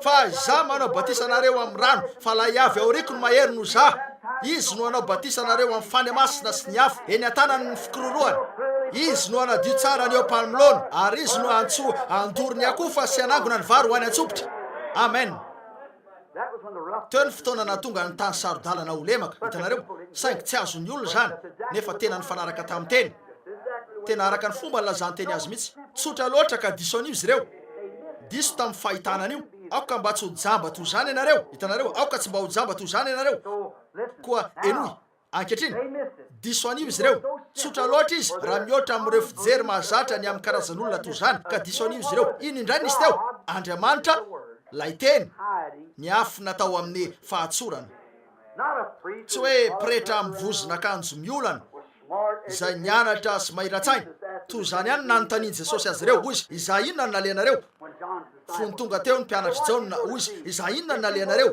andeha iza olona mitafy lamba na pretra ve ainareo tsara sy lamba soa hoy izy ny karazana mpitoroteny toy zany ve hoy izy izany ve ny naleanareo hoy izy tsia ireo izay manoroka zazamena ary ianareo tsara ka mandevona ny maty tsy malala akory ny fiazonana ny sabatra amin'ny tanandroa eo anatrehan'ny ady izy ireo eny amin'ny kabara iratsaina no ahitana azy ireny any amin'ireny vondrona keo anisa nanotoy zany ireny fantatrareo tsara mahazo haina tsara izy ihany saingy rehefa tonga eo amin'ny ady ny fanatrika amin'izany tsy misy fatany amin'io any amin'ireo lapan'ny mpanjaka izy ireny mandany andro eo amin'io karazana laza io fa hoy izy koa iza inona ny naleanareo andeha iza volotara nosongoson'ny rivotra va olona mety ilaza hoe hitanao fa mpikambana amin'ny unitaire ianao nefa raha ho avy atao amin'ny assemblée anao olazaiko anao zavatra ataoko ataoko fa hoany volotara mizongozona tsy zany jaona tsy raha ho avy ka anaiky ny hosaditseo ianao fa tsy fariseo na zay nisy teo tsy nahita olona nizongozon'ny rivotra ianareo tsy jaona zany tsy ry rahalahy tsy izy hoy izy fa iza inona naleanareo mpaminany ihany no mavidy zany hitanareo hoy izy eny izay ny famantarana ny ampaminany hitanareo eo aminy ny tenin'Andriamanitra tonga eo ampaminany ny teny hitanareo hoy izy iza inona naleanareo mpaminany hoy izy eny marina zany nefa lazaiko anareo fa mihoatra lavitra no mpaminany fa izany izy nahoana izy no mihoatra lavitra no mpaminany izy no iraky ny fanekena azo antoko zany mba nisy tetezana teo amin'ny lalàna sy ny fahasoavana izy lay fanalahidy fototra voambara teo hoy izy raha mety mandray ianareo dia izy lay nambara ny mpaminany indro ny malakatero aniraka eo anatrehako aho eny izy no anamboatra lalana eo alohako hitanareo tsotra tokoa izy ny afo natao amin'ny fahatsorana indray Andriamanitra dia jereo avy eo ny zavatra nataony nitory ny fiaviany Kristy mahery izy eny an-tanany fikororoany ary azavainy tsara ny lalany zao tiako lazany anadio tsara ny eo mpamilona izy anangona an'ireo fako izy ka mafany zany ivoaka ary andorany io ihany koa marina zany anangona ny vary sy apiditra azy ho any antsopotra hitanareo fa nandray tsindrimandry izy rehefa tonga nefa Jesosy dia niandry izy ireo ny fareo apôstôly rehetra ainareo tsara niandry zavatra lehibe ho tonga izy ireo tonga izy milamina ny amin'io raharaha io ahery tokoa izy ho fongorana tsy eto ambony tany tsony romanina tena ampanosiro ny hoery iny grika ary hoetsy ny romanina rehefa tonga izy no ny tonga izy dia olona kely nampalahelo izay natositosika tety sy teroa inona ny teo Andriamanitra nanafina ny tenany tao amin'ny fahatsorana nijoro izy avy eo teo amin'ny fiafaran'ny hafany ka nanao hoe iza no afaka nameloka ho nanota inona avokoa ireo voalazan'ny baiboly fa tokony ataoko raha tsy manao ny asany raiko aho dia meloy inona nefa nolazain'ny soratra masina fa tokony ataoko nefa tsy nataoko ny ota dia ny tsy finoana ainareo tsara iza no afaka hiampangah raha ratsatanan'Andriamanitra no mako dia miah dia asoa iamiko ny ataonareo amin'izany ny fahatsorana nanolo tena ho amin'ny fahafatesana mihitsy azy izy kanefa tamin'io maraina ny pasika io halleloia teo ny nanadiovany teo am-pamilona tena ny fafany niala ny fako rahalahy zany tokoa ary nasiana tompo-kase ao antsopotra ny vary mitoetra ao amin'ny tany miaraka amin'ny fiainana marak'izay ao anatiny ao miandra an'io andro lehibe izay ho resantsika io dia ny fiavian'ny tompo rehefa ho velona io fiainana io dia hitsangana ao amin'ny fitsanganana io sika akarina miaraka aminy any amin'ny abakabaka ary angona any antsopotra fa hodorana any ny fako dia ilay akoho fa nandrakotra azy teo izay niezaka ny sitona nyzany tetsy teroa hodorana amin'ny afo tsy mety maty amen tsy mahafinaritra va izy diso azy izy ireo Andriamanitra tao amin'ny fahatsorana nahoana nahoana tsy mbola nitory mihitsy tamin'ireo fomba fiteny ara-pivavahana akory azy izy tsy mbola nitory tahaka ny mpitory teny mihitsy izy. Hitanareo fa nitory tahaka ny reo fomba fitenyny fahatsoran'Andriamanitra no nampiasainy, fomba fiteny toy ny hoe efa mipetraka ny famaky, ny fomba fiteny hoe ny azo, ny fomba fiteny hoe menarana. Tsy toy ny an'ny mpampianatra seminaire araka ny fomba mpivavahana tamin'izany andro zany, toy ireo mpampianatra mikasika an'Andriamanitra, mpampianatra ranona, tsy izay no nataony fa tahaka ny lehilahy avy any anaty ala tsy fantatra any ny fitoriny, ny amin'ny famaky sy ny azo sy ny menarana sy ny zavatra toy izany ny resahany, ny vary sy ny sopotra sy ireo maro hafa toy izany. Raha ankehitriny izy dia noheverina ataoko fa ho mpitory teny fitoeran-tsavony, ataoko fa natsony izy ireo mpitory teny vatakazo izy tamin'izany andro zany, satria nijoro teo ambony vatakazo teny amin'ny Jordanina. Andriamanitra tao amin'ny fahatsorana, niafina teo amin'ny fahendreny zao tolo zao. Ankehitriny jereo hoe o Jesosy mideranao araika eo fa nafeninao tamin'ny endry tamin'izao tolo zao reto zavatra reto fa aseho anao amin'ireo zaza madinika vonina nianatra. Hitanareo, Andriamanitra niafina tao amin'ny fahatsorana tao amin'ny Kristy. Andriamanitra niafina tao amin'ny fahatsorana tao amin'ny Jaona. Hitanareo, izay fotsiny. Hitanareo, izy dia eritrereto fotsiny zany. Andriamanitra tao amin'ny fahatsorana nanafina ny tenany teo amin'ny fahendreny zao tolo zao. Ankehitriny no faranantsika afaka raina 2 minitra satria tsy te hitazonareo ela intsony aho. Jereo, andesika hijanona 2 minitra, misy resaka manokana. Eritrereto ny andro iainantsika ankehitriny fa izay no hamaranantsika azy. Eritrereto ny amin'ny andro iainantsika. Raha indro Andriamanitra fa midina amin'izao toerana kely ambany izay hitoerantsika zao, manasitrana ny marary, nefa milaza ireo manan-karena sy ireo mpiavonavina sy ireo manam-pahaizana ambony hoe efa lasa ny andro fagagana, tsy misy zany fanasitranana avy amin'Andriamanitra zany. Tsaronareo ve le afatra nitoriko teto amin'ity zaratany ity mihitsy tamin'ilay maraina nandianako ny amin'ny Davida sy Goliata? Oreo, ahoana ny aonanao amin'ny tontolo manam-pahaizana io any raha labranama miaraka amin'izao rehetra zao? Oya, tsy any alala zay fomba iaonako amin'io. Andriamanitra no laza hoe mandiana. Hitanareo, izay dia ampy. Hitanareo, teniny zany, nampanantenany zany izy, efa tonga ny ora. Rehefa nidina teo amin'ny renirano ry anjely zay hitanareo eo amin'ny sary etsy ry tamin'io andro io, 30 taona lasa zany amin'izao jiony zao, na 3 amin'ny 30 ny toena izy amin'izao jiony zao, fa voalaza hoe tahaka ny nanirana ny Jaona teo anatrehan'ny olona 5,000 na mihoatra. Tonga ny ora zay ipartany ny afatra ao eran-tany. Tsaronareo nitsikera raha nisy teo taminareo, ataoko fa mety mahatsiaro io andro io Ross Slaughter na ny sasany zay mipetraka eto, na ny sasany Madame Spencer na ny hafa amin'ireo zokiola sasany eto ka mety alala. Hitanareo, George Wright sy ireo sasany reo, eny ka malalo zany ny fomba ny siny io, tanteraka nefa ary ve zany? Tanteraka zany, ary teo anivony zany rehefa nanda izy ireo ka nanao hoe fanasitranana ratsaina fotsiny zany, dia nitotika Andriamanitra ka namaly an'io tamin'ny nandefasany opposition antitra anankiray tsy manan-tsaina teo izay nisotraniny herin'Andriamanitra. Lyle, Wood sy Banks raha nipetraka teo zay sady nahafantatra ny fahamarinana no hamarinan'Andriamanitra raha indro fa nisy trondro kely ranomamy maty efa tsingevana teo amin'ny rano, ary niteny ny fany masina ry andro talohany hoe aneo ny voninany amin'izy ireo izy ka hanao zavatra mikasika an'io. Ary teo tamin'io marain'io teo zay, ary nidina tao amin'ny sambo kely io ny fany masina, dia nitsangana ka niteny tamin'ny trondro io, efa tsasakady no nampitsingevana azy maty tao anaty rano, nivoaka teo amin'ny vavany ireo tsinainy sy ireo lanilaniny, velon'ainy zany ary lomano tsara toy ny trondro hafa rehetra. Ino zany? Andriamanitra manafina ny tenany ao amin'ny fahatsorana.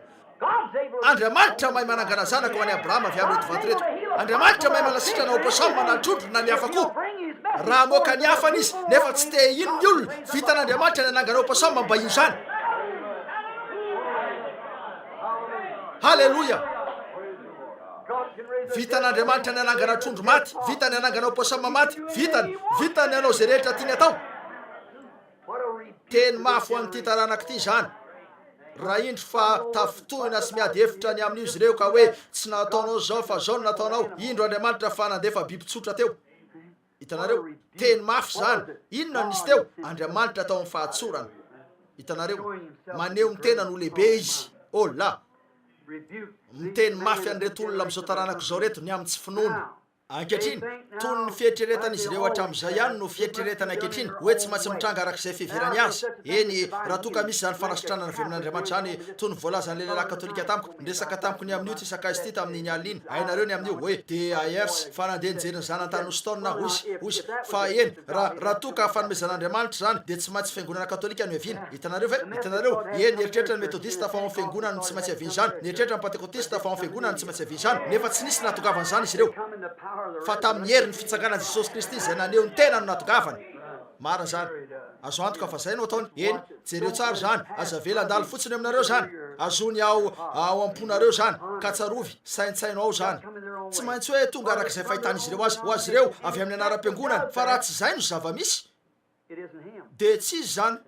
Hitanareo fa psikolojia fotsiny na avy amin'ny devoly ka hoe tsy Andriamanitra io, satria raha Andriamanitra zany de tsy maintsy tonga araka ny fahitan'izy ireo azy. Hitanareo arak'izay fomba fandikana azy zay no tsy maintsy ny avian'i Jesosy teo amin'ny fariseo, tsy maintsy zay no fandehany. Hitanareo raha toa ka andefa ny hoe Mesia Andriamanitra de efa nanana ny fandikany amin'izay tsy maintsy ho maizy azy izy ireo, ary satria hafa ny fiaviany de tsy ny Mesia, zavatra tsy ara-dalàna izy io, Belzebub izy io. Nefa Andriamanitra ny afo natao amin'ny fahatsorana teo, ny mpialo lalana de tsy maintsy olona nandeha fianarana avy ao aminy eny, izay tsy salasalana isan'andro isa-taona rehefa nanendry an'ireo mpitoroteny izy ireo ka nandefa azo misionera mba hanao prozelita sy anampisa de nieritreritra ny tsirairay hoe ity la mpialolanana ho tonga avy tany anefitra nefa ny namohan'Andriamanitra azy tany amin'izay tsy nisy seminera mihitsy eny na ny hafa toy zany. Hitanareo nanafina ny tena tao amin'ny fanetretena sy tao amin'ny fahatsoran'Andriamanitra. Andraso kely anefa eto zao no lazaintsika eto am-pamaranana ny fandavana ny afatr'Andriamanitra tsotra nefa ny fandavana an'io an'ilay fomba n'Andriamanitra tsotra de midika ho fampitehana mandrakizay. Eny teny izany tokoa miresaka ny hoe mahatsotra azy sika ka hiverin'ny olona fa eny hoe azo nimezana ka hitsakitsahany sy ataony arak'izay itiavany azy zany, nefa fisarana mandrakizay amin'Andriamanitra no eo. Reo zay maty tamin'ny andron'ny Noa ka tsy niaino ny afany ringan'izy ireo ary nandeha nitory tamin'ireo zay voarojy ny famaizina an' Jesosy nandritra ny nahafatesany mialohan'ny nitsanganany fa nakany amin'ny elo izy ka nitory tamin'ireo fanazy tao an-tranomaizina fa tsy nibebaka folo ny andro ny faharipon'Andriamanitra tamin'ny andro Noa. Raha indry fantoriany ty lehilahy tsotra iray ity ny afatr'Andriamanitra tsotra nakeo izy nanao hoe nitory Noa fa hoeto ah ko de ty ah mariny zany. Hitanareo reo zay diso tamin'ny fiainona ny afatra io mpaminany io Mosesy tany anefitra tany lay voarainy avy tamin'Andriamanitra voamarina tanteraka tamin'ny andry afo ka nitarina nivoaka ho any anefitra ary niezaka ny anangana sy hanao rafi-piangonana tamin'izany avy eo de ringana sy maty tany anefitra avokoa izy ireo afa-tsy lehilahy anankiroa Josoa sy Kaleba ary tetsy an-daniny jamba loatra ireo fariseo ka tsy afaka nahita an'izany de nijery tany aoriana izy ireo ka nanao hoe ny razanay ninana ny mana tany anefitra de hoy Jesosy nefa maty avokoa izy ireo.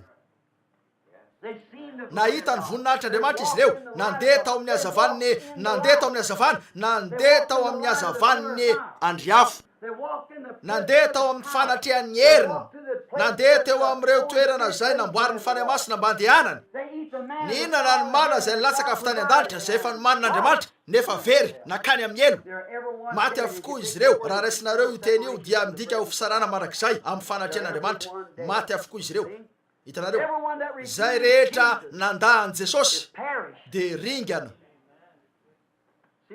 Hitanareo ve ny tiako ambara ny fandavana an'io fahatsoran'Andriamanitra io tsy vitany hoe ianareo fa nanao fahatsorana tsy zay ny fomba hijerenareo azy tsy anaiky an'io toy zany Andriamanitra ringana mandrakizay ianareo. Tsaratsara ho antsika ny eritreritra ny amin'io zavatra io eny tsy maintsy voatondron'Andriamanitra tanteraka zany.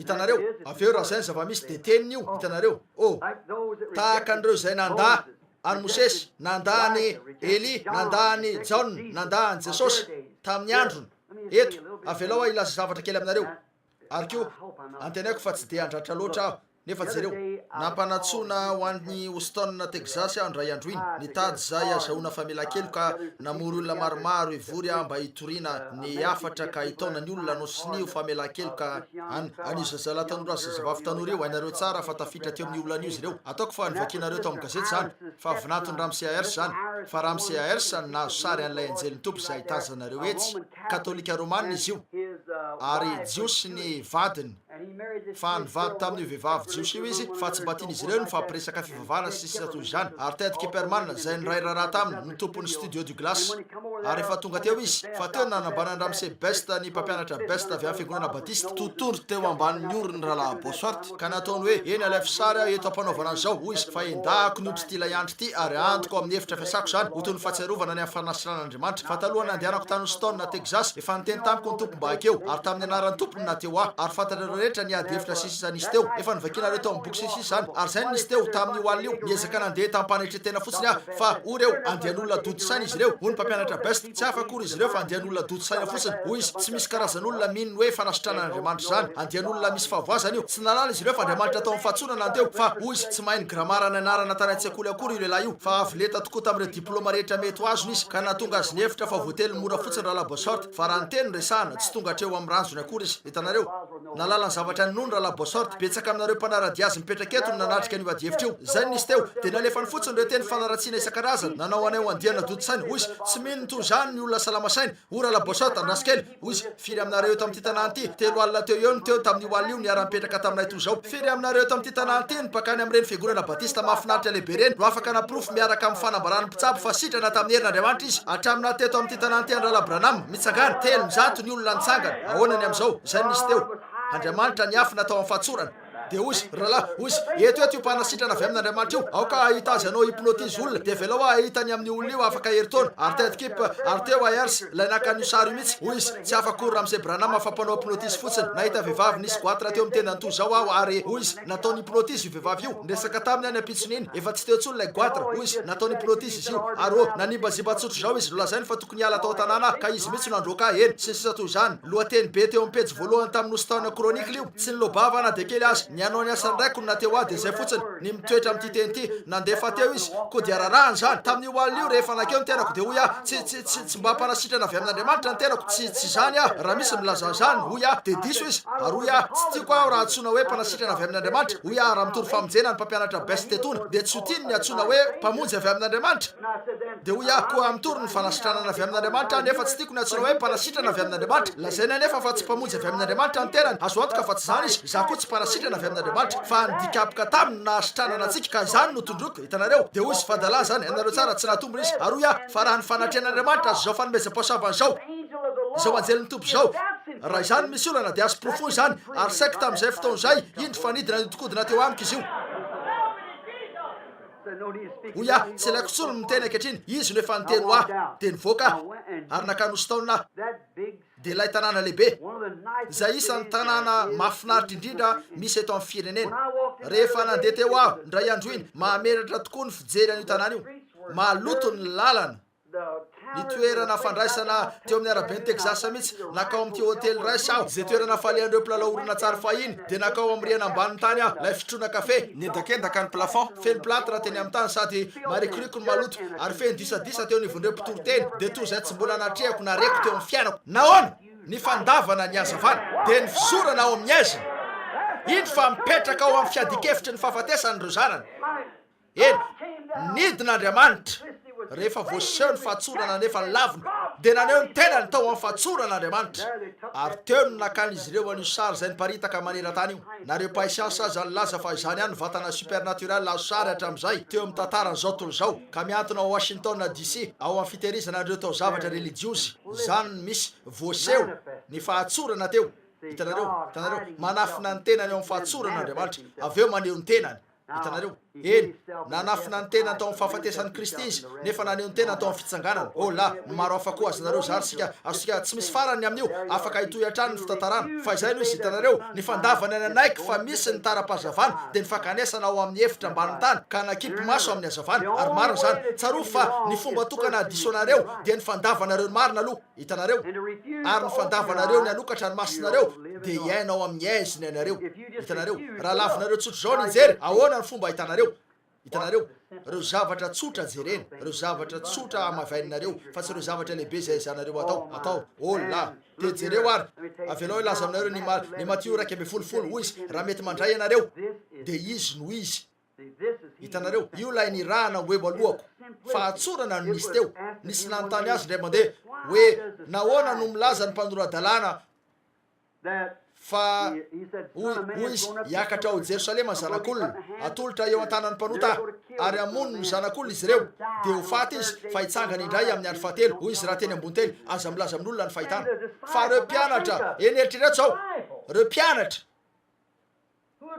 zay niara nandeha tamin'ny Jaona niresaka taminy nihinana tany anefitra niaraka taminy petraka teny amoron-drano nanao hoe nahoana ary no ilazan'ireo mpampianatra fa Eli tsy maintsy ho avy aloha lazainao fa hiakatrany ianao mba homboany ary hitsangana ianao no Mesia zay aka ny seza fiandrianana koa nahoana ny mpanoran-dalàna milaza avokoa soratra masina nanantsika eto milaza mazava soratra masina fa alohan'ny avian'i Kristy ho avy aloha Eli hitanareo hoy izy efa tonga izy nefa tsy nalala azy ianareo fa iza nefa io reo mpianatra somary andratra kely fotsiny eto nefa tsy zay ny tena tiako atao eny ho an'reto minitra vitsy reto eny ray minitra sisanareo fa mba ho azonareo antoka hoe mazava tsara mandre avy ianareo jereo nahoana o reto lehilahy zay niara nandeha tamin'i Kristy nahoana no ilazan'ny soratra masina fa Eli tsy maintsy ho avy aloha fa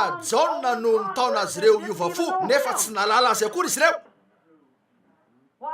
nahoana no ilazan'ny soratra masina sy ireo mpampianatra azonareo ve ny ambarako nahoana no ilazan'ny soratra masina fa Eli tsy maintsy ho avy aloha o reo mpianatra niaraka taminy nahoana no ilazan'ny soratra masina fa tsy maintsy ho avy izy alohan'reto zavatra reto ka apodiny zavatra rehetra nataony zany teo amin'ny olona enina teo ihany ary zay ihany nisy teo hitanareo reo ihany ny voatendry andray an'io reo ny voalahatra hitan'io o Jesosy efa tonga izy nefa tsy nafantatra azy ianareo kanefa zay nylazay ny soratra masina fa ataony mihitsy no nataony nampody azy ireo izy dia ianareo rehetra zay nandray aka nino aho nataony tokoa zay nylazay ny soratra masina hoe ataony ary nataony izy ireo taminy zay nylazay ny soratra masina hoe ataony izy ireo efa tonga izy nefa tsy nafantatra an'io ianareo vonina ve nareo te andona kely anareo aho ho toy zany koa ny fampakarana ho tsotra tokoa io azo antoka fa ho toy zany ny fandehana fa ho avy ny fampakarana andray androany nefa tsisy olona fantatra ny amin'io eny aza tonga de mitsanga reto fa dinio kely fotsiny tena ho faranako am'izay ho tonga fomba tena tsotra tokoa ny fampakarana ka ilatsaka reo fitsarana ary hitany zanak'olona izy ireo ka na hoe tsy mbola tokony isy any zao ve ary tsy mbola tokony isy any Eli irahana ho atsika ve ary tsy tokony isy fampakarana ve ilazy Jesosy hoe efa nitrangy zany nefa tsy nafantatra an'io ianareo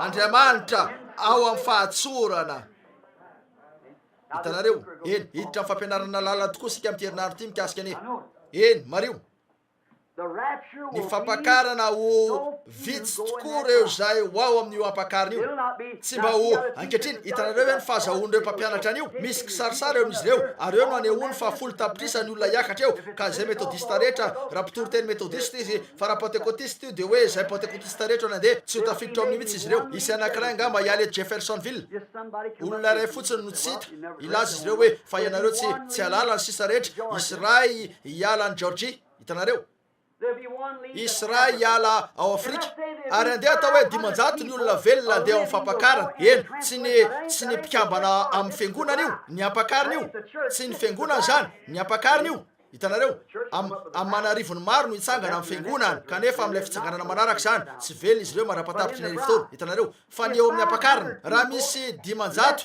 no miala eto an-tany amin'izao minitra zao de tsy alalany amin'io mihitsy zao to zao o Jesosy isy ray eo mpandrina fa ny anankiray ho raisiko ny anankiray avelako amin'ny alina zany mety isy roa any atsaha any amin'ny lafiny ilantany zany ny anankiray ho raisiko fa ny anankiray avelako ary tahaka ny tamin'ny andro Noa de isy toy zany koa amin'ny andro sehoany zanak'olona eritrereto izotra tahaka ny mahazatra ihany ny zavatra rehetra isy afatra fanatika andehandeha ary tampotampika eo de isy anao hoe lasa nandeha ihany ny mpitoroteny iny tsy niverina izy hatramin'izao nandeha niaza ny anaty ala angamba izy tsy niverina intsony izy ary ty olona iray ty lasa anoany fantarareo ve ny zavatra nitranga ataoko fa iny tovavy iny tsy maintsy nisy nangalatra azy tanoany hainareo tsara nisy olona naka sy nanao ankeriny azy ary mety natsipiny eo amin'ny renirano izy io tsy nisy niaraka taminy ny atsasany ny 5 amin'ny azo lazaina hoe ndray amin'ny 100 tapitrisa no tsy alala mihitsy ny amin'io hitanareo raha tsy hoe nisy olona nahay azy anao hoe tsy hita lay tovavy fa tsy azoko eritreretina mihitsy tsy hoe lasa tozao fotsiny izy tsia ary raha milaza izy ireo hoe isokatra ny fasana fomba hoana no isokafany fasana raha tsy manana fotoana hidinana amin'io arak'izay itiavako azy tsy maintsy ho raisiko zany eny mba hanehoana aminareo fotsiny fahatsoran'Andriamanitra fa io calcium sy potasy sy ny sisa rehetra io rehefa tsy misy afa-tsy herany sotro ihany ny materialy ao anatinareo mara zany fa ny zava-misy miverina fotsiny ho fanahy sy fiainana io miteny fotsiny Andriamanitra dia isy ny fampakarana. Tsy ilaina ny ankanesanany ka hoe idiny eo ka angato fasany ireo anjely ka moka an'ireo vatana efa maty ao, fa inona io nateraka tamin'io tahatrany amboloana zany, fa misy anankiray vaovao natao araka ny endriny. Ainareo tsara, hitanareo raha io no ananantsika dia mbola ho faty any sika. Hitanareo tsisy olona hoy ianareo isokatra ny fasany ivoaka avy ao ny maty, mety mara zany saingy tsy misokatra araka ny filazanareo azy hoe isokatra. Hitanareo mara zany, hitanareo tsy ho tahaka zany, ho tsy ambaratelo zany satria nilasa izy fa ho avy tahaka ny mpangalatra amin'ny alina izy. Efa nilazainy tamintsika zany ny fampakarana, amelona fitsarana avy eo, ota, loza, aretina sy ny sisa ary itomany hitaty fahafatesana ny olona rehefa eo ny fitsarana. Tompo nahoana no eo aminay zao fitsarana zao nefa nilaza ianao fa isy aloha ny fampakarana. Ilaza izy hoe efa tonga zany nefa tsy nafantatra an'io ianareo. Hitanareo Andriamanitra manafina ny tenany ao amin'ny fahatsorana. Ola eny ary zany dia efa nitrangy zany nefa tsy nafantatra an'io ianareo. Nahoana no tsy mino an'ireo famantarana tsotra ny amin'ny fiaviany ny mpino, miandra an'ireo zavatra rehetra voalaza soratra masiny ireo izy ireo hoe ny volana dia letika eo anivony na ny masoandro amin'ny andro atoandro ka isy an'ireo karazana zavatra maro eo. Raha mba nanana misy nysoratako mikasika an'io eto eny anehoana ny maizy an'ireo zavatra eo. Hiditra amin'izany sika na dia zany azy amin'ny terinandro ity eo amin'ny fisokafan'ireo tombo-kase reto. Hitanareo zany izy io efa fotoana nitrangana eo nefa tsy nahafantatra an'io ianareo. Jereo raha tsy zay raha sitraky ny anjely ny tompony hanokatra an'reto tombo-kase reto, tsaroa fa voisy tombo-kase amin'reto kotrokorana fito miafiny reto zany. Hitanareo ankehitriny nahoana ny olona no tsy afaka ino ny fahatsorana tsotra eo amin'io andian'olona ambany io. Eny sy ny feony reo famantaran'Andriamanitra. Nahoana no tsy afaka ino an'io izy ireo toy ny nisy hatramin'izay ihany. Voaseho ny tenin'Andriamanitra marina fa izao lalitsaina loatra sy manampahaizana loatra izy ireo mba ino ny endrika tsotra eo amin'ny teny voasoratra te hametraka ny fandikana manokana eo amin'izany izy. Tsy zao ny dikan'io, tsy zao ny dikan'ity. Hitanareo fa zany ny dikan'io. Enoy mamela ilazan'izao vetivety na dia ireo fahitana omen'Andriamanitra eto amin'ity teoran'ity azy dia tena tsy azony olona.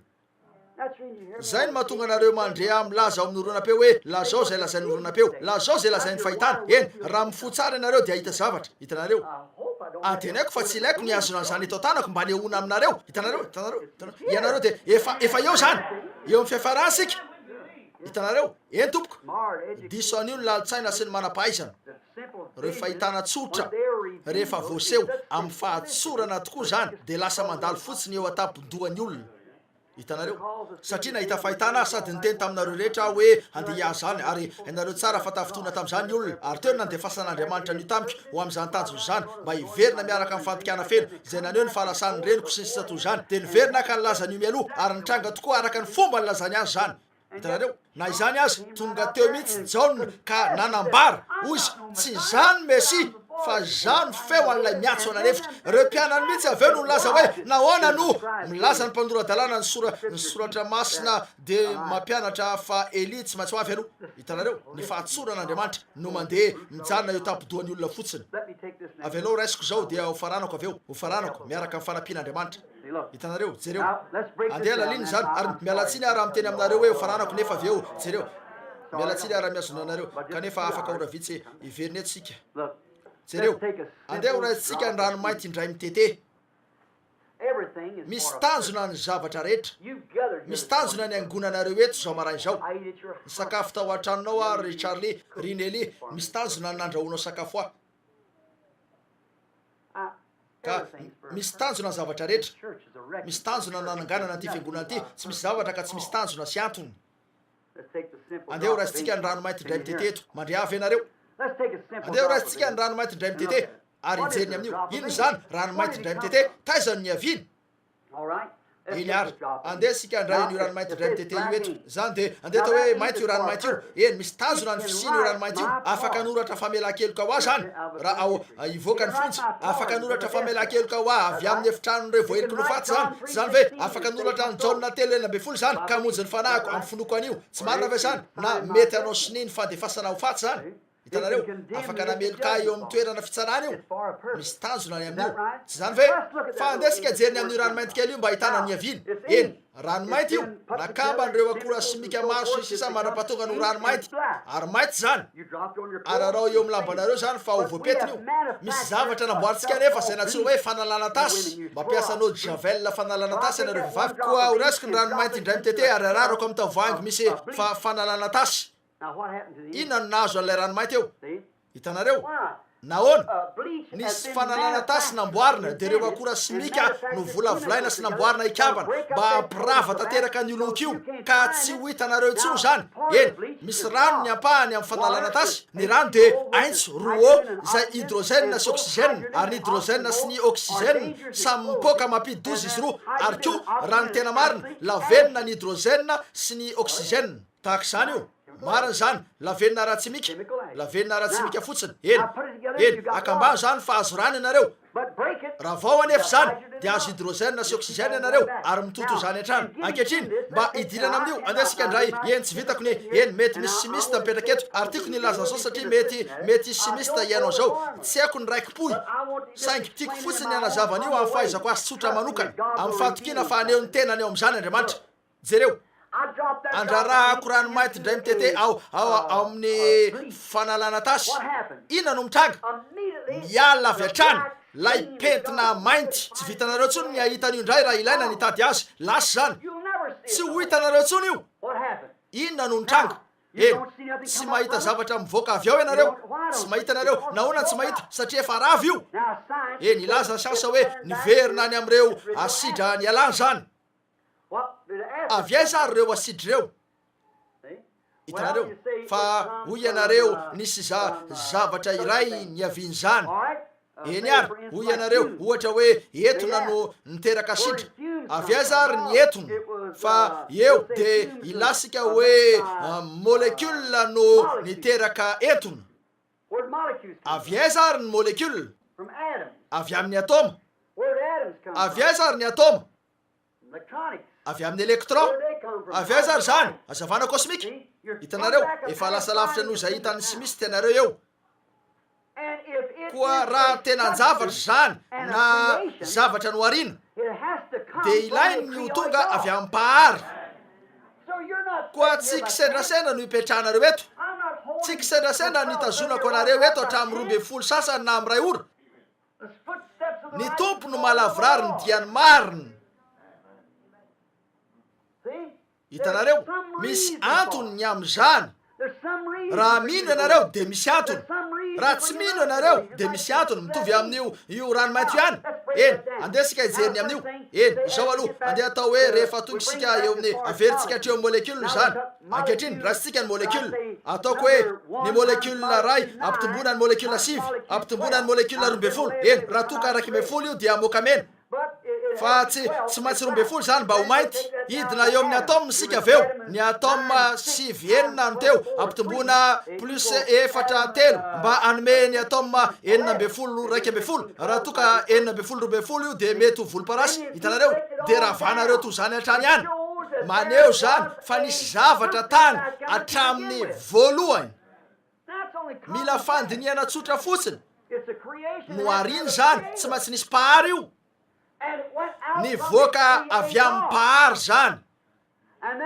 aveo de voalahatra sy napetraka ao amin'ireny zavatra samihafa reny eny tsy vitan'ny siansa nandray ny atome be 12 12 na 14 na zay isa misy eo tahaka zany mba hamoaka an'io Andriamanitra ihany mavity zany de midina eo amin'ny faritra zay idinany eo amin'ny atome zany aveo zay vao afaka anomboka aniditra ao amin'io siansa mivatika ao molecule zany aveo zay vao afaka anomboka ahita misimisy kokoa izy ireo miala eo amin'izany aveo io ka lasa ho zavatra hafa indray aveo tamitampika eo lasa akora simika zany de akamban'izy ireo miaraka aveo ankehitriny ny olona rehefa talohan'ny nanontany mamarana nefa aza diso an'izao rehefa nanota ny olona de nampisaraka ny tenany tamin'Andriamanitra izy ka namaky teo amin'ny tevana lehibe nametraka ny tenany tao amin'ny fahafatesana tetsakilana niala izy tsy nisy fomba ny verenana marina zany tsy nisy fomba nafahany miverina saingy rehefa natao zany dia nanaiky zavatra hosolon'Andriamanitra de ny zanak'ondry na hosilana ondry na zavatra hafa zay latsadra ary nanambarany amin'io Adama na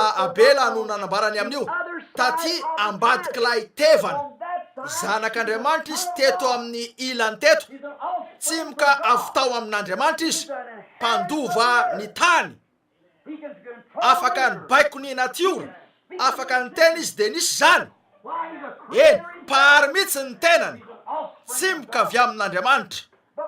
Saingy rehefa namaky teo izy de nisaraka tamin'ilay mahazanaka azy, mpanoty izy raha ny toetrany, teo an-tana Satana sy teo ambanin'ny fahefana. Nefa nakafanatitra Andriamanitra dia ny akora simika teo amin'ny raha, saingy tsy nanala tanteraka ny ota ny raha nombolasy ny osila nandrakotra ny ota fotsiny zany. Raha misy petina mena eto amin'ny tanako karakofako fotsy de mbola ao an-trano lay petina mena, hitanareo, mbola eo foana zany. Kanefa nandefa fanalana tasy ho an'ny ota avy any an-danitra Andriamanitra. Ny rany zanany mihitsy zany, koa rehefa mirotsaka ao amin'ilay fanalana tasy n'Andriamanitra reo otatsika zay ny bebahana, de tadiavo zany raha ho hitanareo ndray lay lokon'ny ota de miverina ka mandalo eo amin'ireo elanelana, ary miverina eo amin'ny fotoana mandra-pandonany an'ilay mpepanga de Satana, ary mijanona eo zany mandra-patonga ny andro fitsarana. Inona ary ny mahazo an'ilay zanaka miverina ao amin'ny fiombonana tanteraka amin'ny ray indray izy, mijoro aty amin'ny ilany tevana, sady tsy misy fahatsiarovana ny amin'ny ota hiampangana azy tsony, tsy misy tsony, tsy misy petin'ilay fanalana tasy mety ho hita intsony n'aiza n'aiza. Afaka izy, halleloia, tahaka an'io eau de javel io, na io ranomainty io de tsy afaka ho ranomainty intsony satria ravo zany sady naverina ny amin'izay ny aviny. Koa rehefa ny ota ny bebahana, ka ny bebahana sy naletika ao amin'ny zay lehilahy na vehivavy efa naletika tao amin'ny rany Jesosy Kristy, mamono ny trangan'ota rehetra zany, ary miverina eo amin'ny devoly ny molekula ny ota rehetra, ka mijanona eo any mandra-patonga ny andro fitsarana, de eo amin'izay alehany mandrakizay ka nipazana azy ao amin'ny fariafo.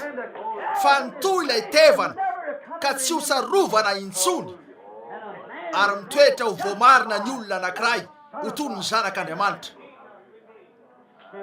Ny fahatsorana, Mosesy teo ambanin'ny ranombola sy osilahy izy notonono ny tenin'Andriamanitra, ary afaka nandray an'io lehilahy tsotra io Andriamanitra ka nametraka ny teniny tao ambavany, ary noporofony fa mpanompon'i Jehovah izy, satria afaka nakena izy ary niteny taminy tamin'ny fahitany Jehovah. Nandeha teny izy nanintsitra ny tanany ny atsinanana, ary ankehitriny tsaroa fa nilain'Andriamanitra niteny taminy, zay ny fisainan'Andriamanitra, mampiasa olona Andriamanitra, niteny aminy Andriamanitra, marina zany. Hoy izy, ainjiry miatsinanana ny tena eny an-tananao ka ataovy hoe lalitra. Mosesy teo ambanin'ny rany osilana ondry io, nandeha teo izy ka nandray an'io teny io, nainjy ny atsinana zany, zao lazay ny tompo, aoka isy lalitra. Tsy nisy lalitra re mihitsy, de lasa izy efa voatonony zany. Fisainany zany teo, ankehitriny efa voatonony zany, efa voaseho tenin'Andriamanitra ary zany teo, tonga tao amin'olotrolombelo zany, lehilahy tsotra iray zay teo ambanin'ny rano ombilà na osilà. Tampotampoka teo nisy lalimanga nanomboka naridina nanodidina teo, vetivety teo nisy rokolosy sasany isa metatra. Inona nisy teo? Lay tenin'Andriamanitra voatonona tamin'ny alala Mosesy, lay pahary, satria nijoro teo amin'ny fanatrehan'Andriamanitra teo ambanin'ny raha izy, ary tsy teniny intsony reo teniny mivoaka taminy. Raha miray amiko ianareo ka mitoetra ao anatinareo ny teniko, de angatao zay tianareo fa ho tonga aminareo zany.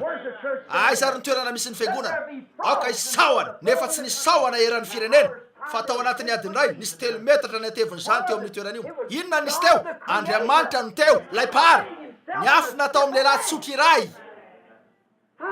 Misy zavatra tiako antanina anareo ankehitriny, raha toy ny ranombola sy ny osilà zay nampiasaina ho toy ny fanalana tasy zay tsy nanao afa tsy nandrakotra, no afaka nametraka ny olona iray teo amin'ny toerana zay nafahany teny an'ilay tenin'Andriamanitra mahary, ka nisy ny lalitra. De nahoana ianareo nitafitohina eo amin'ny fanalana tasy ny rany Jesosy Kristy zay afaka hiteny mba hisy ny votsira na ny zavatra toy zany?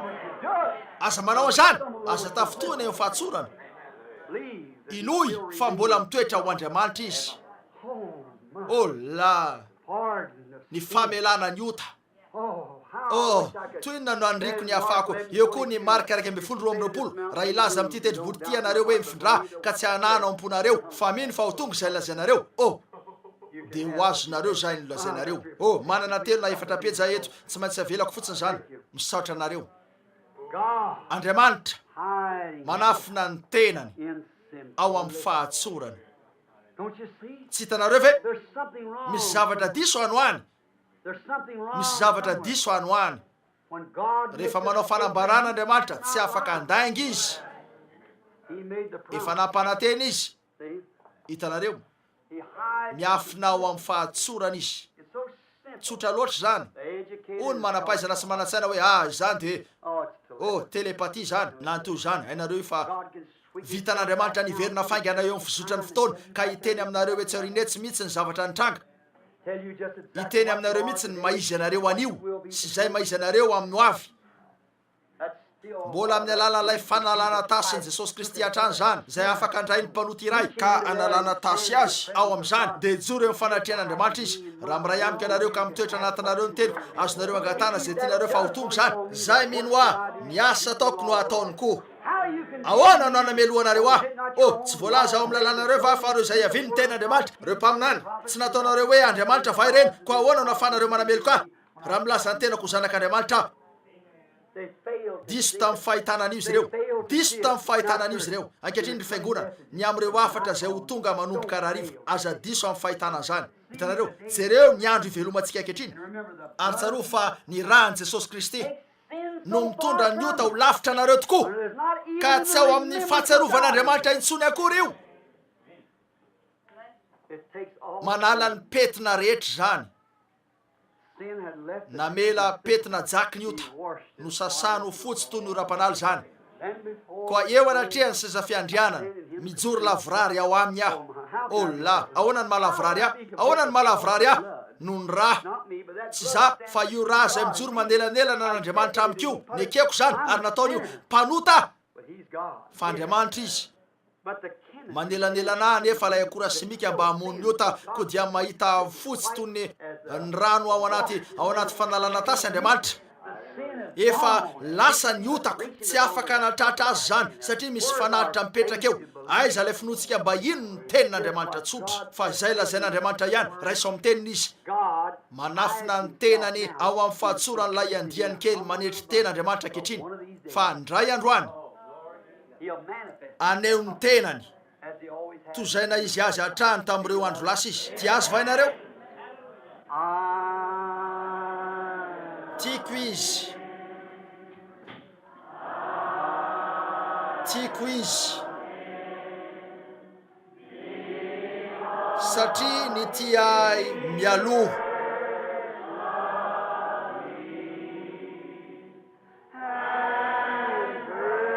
Ka maty ho famonjena ahy.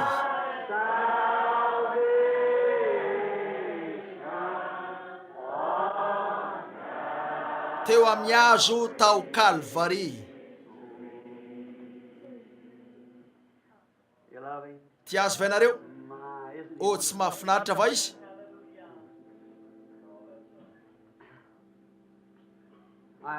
Antenaiko sady mahatoky aho fa amoakan'izay efa voatendry fa ataony ny afatra, ka hitondra anareo eo amin'ny toerana zay tsy hitadiavanareo ireo zavatra mahafinaritra ny maso na izay rehefa mahita an'Andriamanitra ao amin'ny fahalebiazany ianareo dia jereo ny fietrena eo amin'izany dia eo ianareo vao hitan'Andriamanitra. Aza mitady azy ka rehefa atao amin'ny zo io Elisa nisetroka nandalo teo raha kotroka elatra ary eny reo karazana fientanam-po rehetra nananantsika ireo, raha teny amin'ny tava sy teny amin'ny tanana reo fientanam-po sisisa tsy nanaitra an'ilay mpaminany mihitsy zany. Nitoetra teo fotsiny izy mandra-pandrenesany an'ilay feo nitsoka malemy. Ino zany? Lay teny dia nisarona ny tavany ka nivoaka izy. Hitanareo, zany nisy teo. Tsarovy ry sakaizy, aza lehibe sy ny vavety ny tadiavina. Hoy ianareo, Andriamanitra miresaka ny amin'ireo zavatra lehibe sy vavety izy. Hoe ho avy ny fotoana sy ny zao sy zao na ny hafa koa zavatra lehibe sy vavety maro. Antenaiko fa azonareo ny zavatra resahako. Hitanareo, zavatra lehibe sy vavety maro mihitsy. Ary rehefa mitrangy zany dia ho lehibe sy vavety ho zao. Anetry tena tokoa zany ka ho disany zavatra rehetra io ianareo ary andalo fotsiny eo. Hitanareo, dia jery totika ianareo kana hoe fa mbola tsy tonga zao zavatra ao. Hitanareo, nandalo teo amboninareo fotsiny zany nefa tsy hitanareo akory, nandalo teo fotsiny. Hitanareo, tsotra loatra io. Hitanareo, mivelona ao amin'ny fahatsoran'Andriamanitra. eny mba aneo ny tenany ao amin'ny fahalebiazana. Inona no mahatonga azy ho lehibe? Satria afaka hanao ny tena no tsotra izy. Ny lehilahy ambony sy malaza dia tsy mahavita manao ny tena no tsotra, ilainy ny atao manakaja. Hitanareo mbola tsy ampy anefa ny fahalebiazana io. Rehefa tena ampy ny fahalebiazana dia hietry toy izao izy. Eny afaka anetry ny tena. Toy ny voalaza lalay anitra masina ta Chicago, niakatra teo niaraka tamin'ireo fahaizana rehetra sivy sakaizy io. Hoy izy nitanondrika izy ranidina, tsy nahatraka ny lohany, toy ny resiny nialany teo. Hoy izy raha toka niakatra teo toy izay nidinana izy dia ho nidina teo toy izay niakarany. Eny marina zany. Hitanareo manetry tena. Aoka hietry fotsiny ianareo aza mitady ny afaka. Tia fotsiny Jesosy. Hitanareo atao hoe tompo raha misy fitaka ato am-poko, raha misy zavatra tsy mety, raha eo tsy tiako no toy izany. Esorialy zany tsy tiako no toy izany. Tiako no isan'izy ireo amin'izany andro zany tompo, sady hitako fa mihay manakaiky ilay andro. Hitanareo ny fiatomboan'ireny tompo-kase reto, raha sitrakan'Andriamanitra nanokatra azy ireo antsika, tsaroa fa izy irery ihany no afaka hanao an'io, miankina aminy isika. Hitanareo any Andriamanitra. Ankehitriny ataoko fa manana teny asainy holazainareo ny pastora na holazainy aminareo izay no izy ho anareo alohan'ny ao anatsika indray raha rivo. Ary inoko ny fivoriana fa amin'ny enina sasany ve ny fitarian-kira ary pastora? Koa amin'ny enina sasany koa ivo amin'ny enina ny varavarana, anomboka amin'ny enina sasany fitarian-kira. Ary raha sitrapony tompo iresaka raha riva ny amin'ny loha hevitra mikasika an'ilay boky voaisy tombo-kase 7. Aveo ny alatsinainy hariva lay mpitaingy tsoavaly fotsy, ny talata hariva lay mpitaingy tsoavaly mainty, ny alarobia hariva lay soavaly volondavenona, lay soavaly atsatra, ary lay mpitaingy tsoavaly mena. Aveo sika dia hitra amin'ny fahenina, faefatra, fadimy sy fahenina. Aveo amin'ny alady hariva isy fivoriana ho fanasitranana angamba amin'ny alady maraina ho avy zao, tsy fantatro. Ankehitriny tsaroa fa natokantsika ho an'ny tompo ny tenantsika sy ny fiangonana ho amin'ny fanompoana an'Andriamanitra. Hitanareo any Andriamanitra ny oatra adiny ray ny tenako amela avy ianareo, tsy mba eny tsy izay ny tiako atao, nefa hitanareo fa amin'ny herinandro tiana no eto aminareo dia andendray ny tenako, ary tsy fantatra eo aiza fa eo amin'izay hitariany ihany. Ary tiako ny anararoatra ny minitra rehetra ananako, satria tiako ny anao ny mandrakizay miaraka aminareo. Andriamanitra hitanareo ankehitriny. Rahalahy Nivilina.